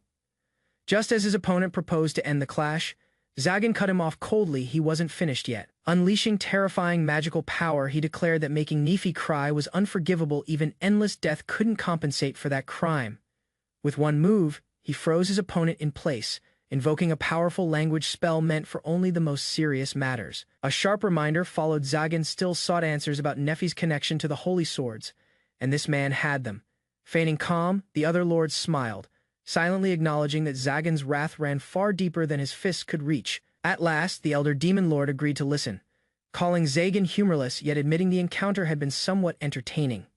He revealed a shocking truth: Nefi was no ordinary elf, but a being known as a high elf, rare and powerful. Her divine lineage was traced to ancient gods, and her white hair, azure eyes, and overwhelming magic confirmed the theory. High elves possessed terrifying magic, so potent it could restore the dead, a power feared and misunderstood as a curse. Despite undeniable evidence, Nefi herself denied having such strength, unaware she had already revived lifeless bodies through her natural will. As the group recalled the miraculous healing in Keanoides, Nefi wondered if it had been Zagan's barrier that saved them. Zagan quickly dismissed the idea his barrier lacked the ability to restore the truly dead. Such power belonged to something else. The other demon lord reaffirmed his point. Nefi's abilities were the true cause. The implications began to settle in. With over 300 years of magical study, he had never encountered a high elf like her, and his frustration showed. Connecting the final thread confronted him directly, accusing him of being the one who had destroyed Nefi's home. The demon lord shrugged off blame, recounting how his long search for high elves ended in failure only for Zagan to find one. Nefi hesitated, the truth weighing heavily on her. The village's fate still lingered in her heart, unresolved. Zagan's blunt words cut through her guilt. The dead couldn't complain, he said, so there was no reason to carry their sorrow forever. That harsh comfort anchored her. His words had saved her spirit, giving her strength to move forward. She watched Zagan in awe, while the other lords sulked, frustrated his revelation hadn't shaken them as he'd hoped. Confused by the situation, Zagan claimed he hadn't seen or heard anything about Nefero's supposed display of power. Silence swept the group as disbelief spread. No one expected such a blunt dismissal. Nefi admitted she didn't know how to explain it properly, especially after being interrupted earlier. Frustration flared. Despite her effort, the moment had passed unnoticed, yet Zagan praised her calmly for the unexpected victory, shrugging off the misunderstanding. The Elder Lord continued rambling about his research, proudly noting his discovery of magic rivaling Celestian spells. Thou Neferos performed the Celestian spell. Zagan admitted he noticed nothing. His honesty caught everyone off guard. Linking the dots, it was suggested that the Demon Lord's seal could itself be a relic created through Celestian language. The discussion turned deeper, questioning the seal's true purpose and how they connected to higher beings labeled as demons. Somewhere beyond demons lay a greater king, one they chose to call the demon god, long thought vanquished by 12 holy swords. But doubts lingered. Could swords alone defeat such a being? Or was the legend hiding a more complex truth?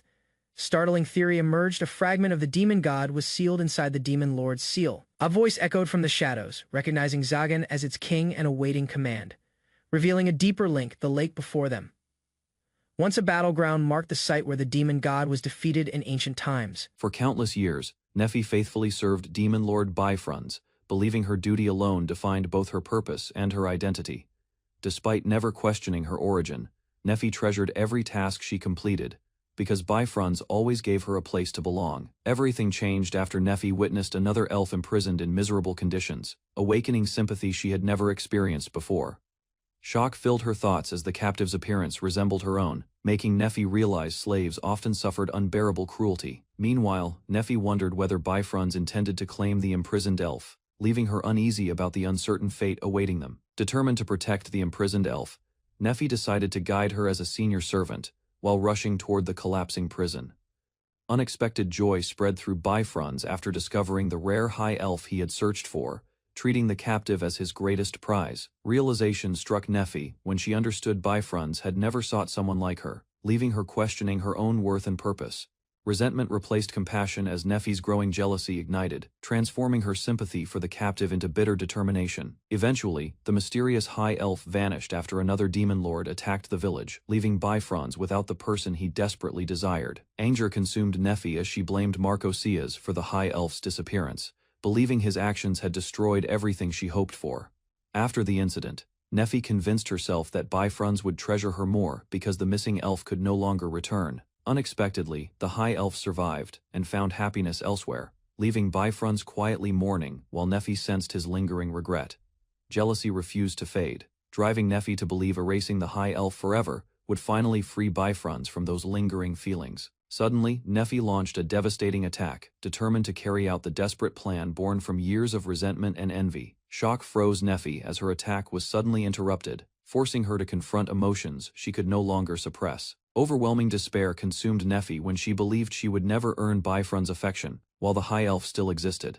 Before Nefi lost control completely, Neferos appeared and encouraged her to reveal the true power hidden within her heart. Dark magic erupted as Bifrons' lingering hatred responded to the demon lord's seal, forming a violent vortex fueled by ancient resentment. Meanwhile, Zagan witnessed the terrifying manifestation and realized the monstrous force originated from Bifron's remaining emotions instead of ordinary magic. Confusion spread among the gathered sorcerers after the black mass appeared, while Zagan's companions struggled to understand the strange phenomenon. Suddenly, a brilliant blast erupted across the battlefield, colliding with the dark power and shaking the surrounding area with tremendous force. Moments later, the violent vortex collapsed into silence, leaving everyone uncertain whether the terrifying threat had truly disappeared. Relief briefly returned, as the onlookers believed the danger had ended, although uneasy silence lingered throughout the battlefield. Without warning, the remaining darkness surged forward again, forcing Zagan to warn everyone before the monstrous attack struck the terrified crowd. The spreading black mass surrounded the ship, trapping terrified sorcerers as its corrupting touch consumed anyone caught within its reach.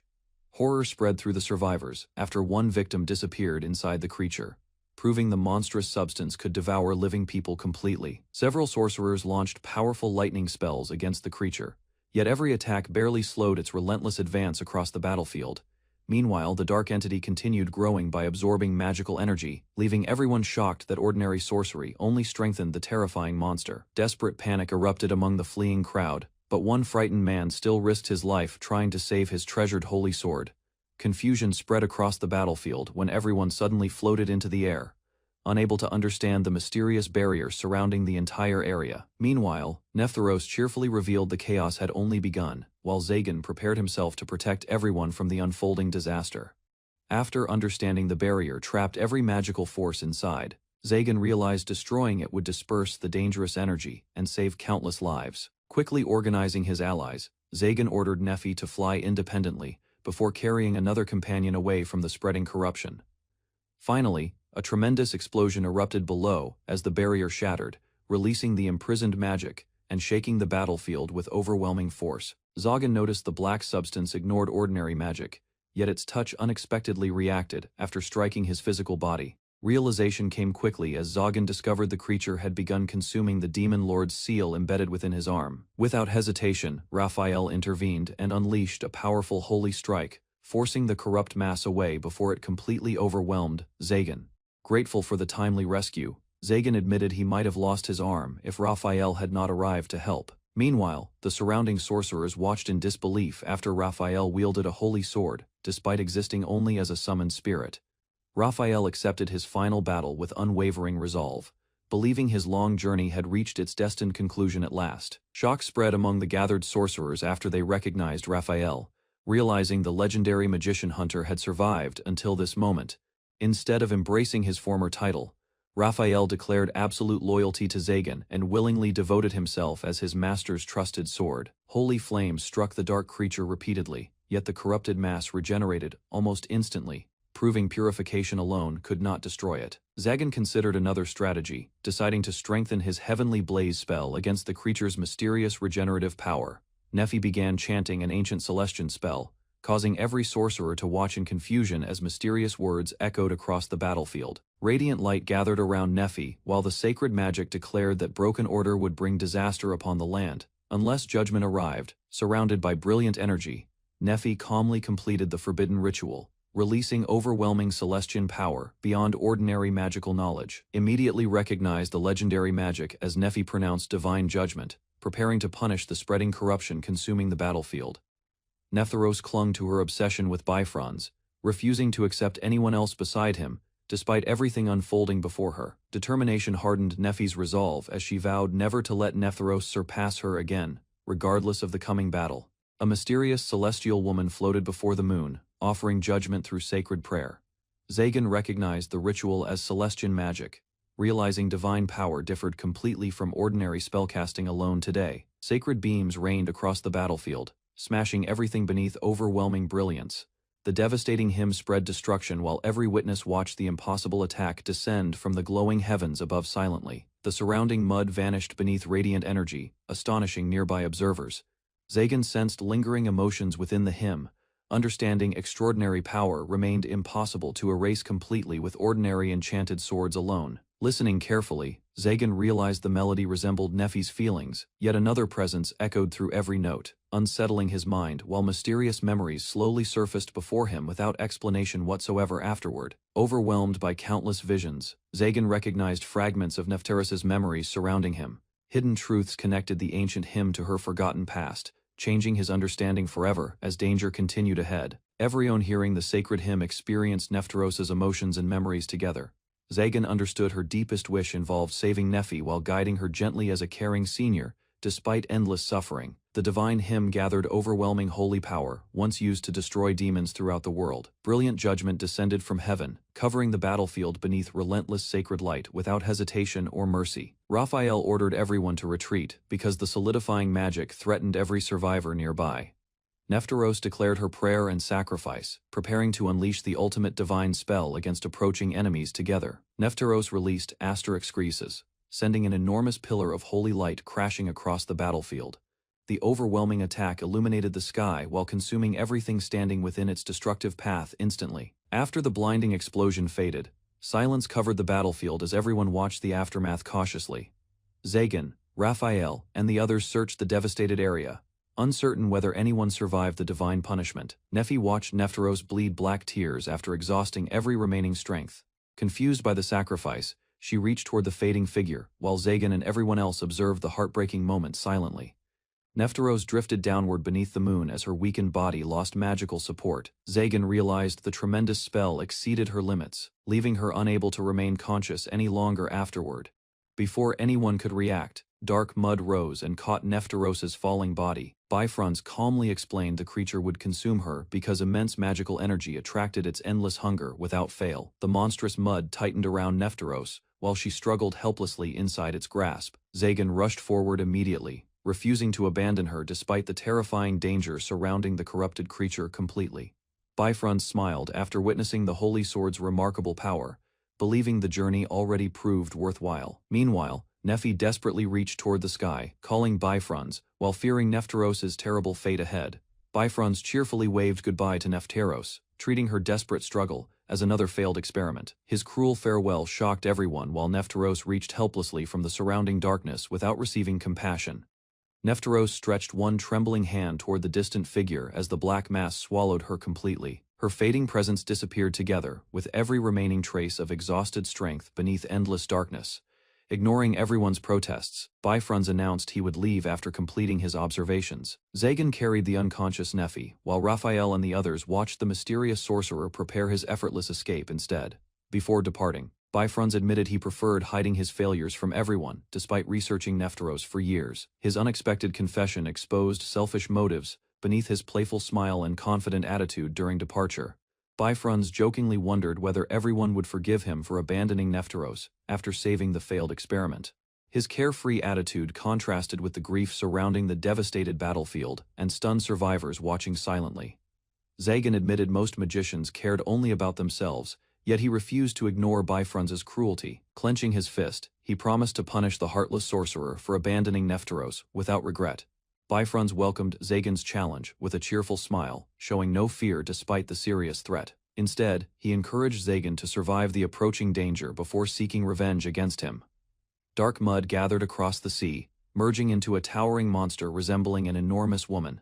The terrifying creature rose above the shattered ship, spreading fear among everyone watching the battlefield. The monstrous mud stretched massive arms across the battlefield, while frightened sorcerers recognized its elf-like appearance. Witnessing the terrifying transformation, everyone realized the corrupted creature had grown far more dangerous than before. Nefi approached Zagan with determination, despite overwhelming fear, asking for permission to fulfill an important request. Holding his cloak tightly, she prepared to face the terrifying creature alongside everyone else. Nefi begged Zagan to rescue Nefteros, instead of abandoning her to the monstrous mud. Despite overwhelming fear, she believed Nefteros deserved another chance to live after every sacrifice she made. Watching Nefteros's hymn, Raphael recognized the sincerity within her heart despite everything that happened. He understood only someone with genuine compassion could perform such beautiful sacred magic without selfish intentions. Nefi compared Nefteros's lonely past with her own painful memories before meeting Zagan. Remembering his kindness, she realized nobody had reached out to Nefteros when she needed hope the most. Fighting back tears, Nefi admitted she could not rescue Nefteros alone despite wanting to help. Gathering her courage, she apologized before asking Zagan to save the lonely girl from despair once again. Raphael accepted Nefi's request without hesitation, and revealed holy swords could damage the monstrous mud.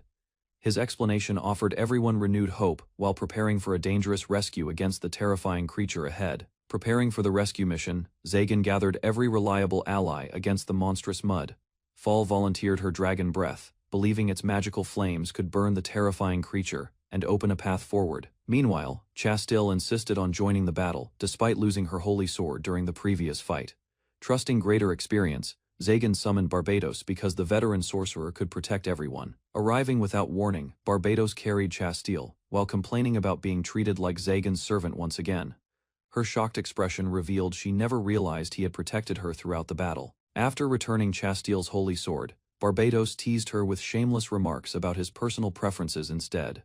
Furious beyond restraint, Chastil punched his face, leaving the smug sorcerer holding his sore cheek. Zagan explained everyone would lend their strength during the rescue attempt, before asking whether she truly wished to save someone responsible for causing her deepest pain and suffering. Nefi answered Zagan with complete determination, confirming she wanted to rescue Nefteros. Seeing her unwavering resolve, Zagan accepted the decision and began arranging everyone's roles for the battle. Turning toward Barbados, Zagan requested his assistance transporting Raphael into the perfect attack position. Although Barbados complained about receiving orders again, he understood the plan and prepared to cooperate. Instead of responding, Zagan answered Barbados with a teasing smile that left the veteran sorcerer speechless. Realizing the request sounded sincere, Barbados accepted the unexpected favor, despite his obvious embarrassment and confusion.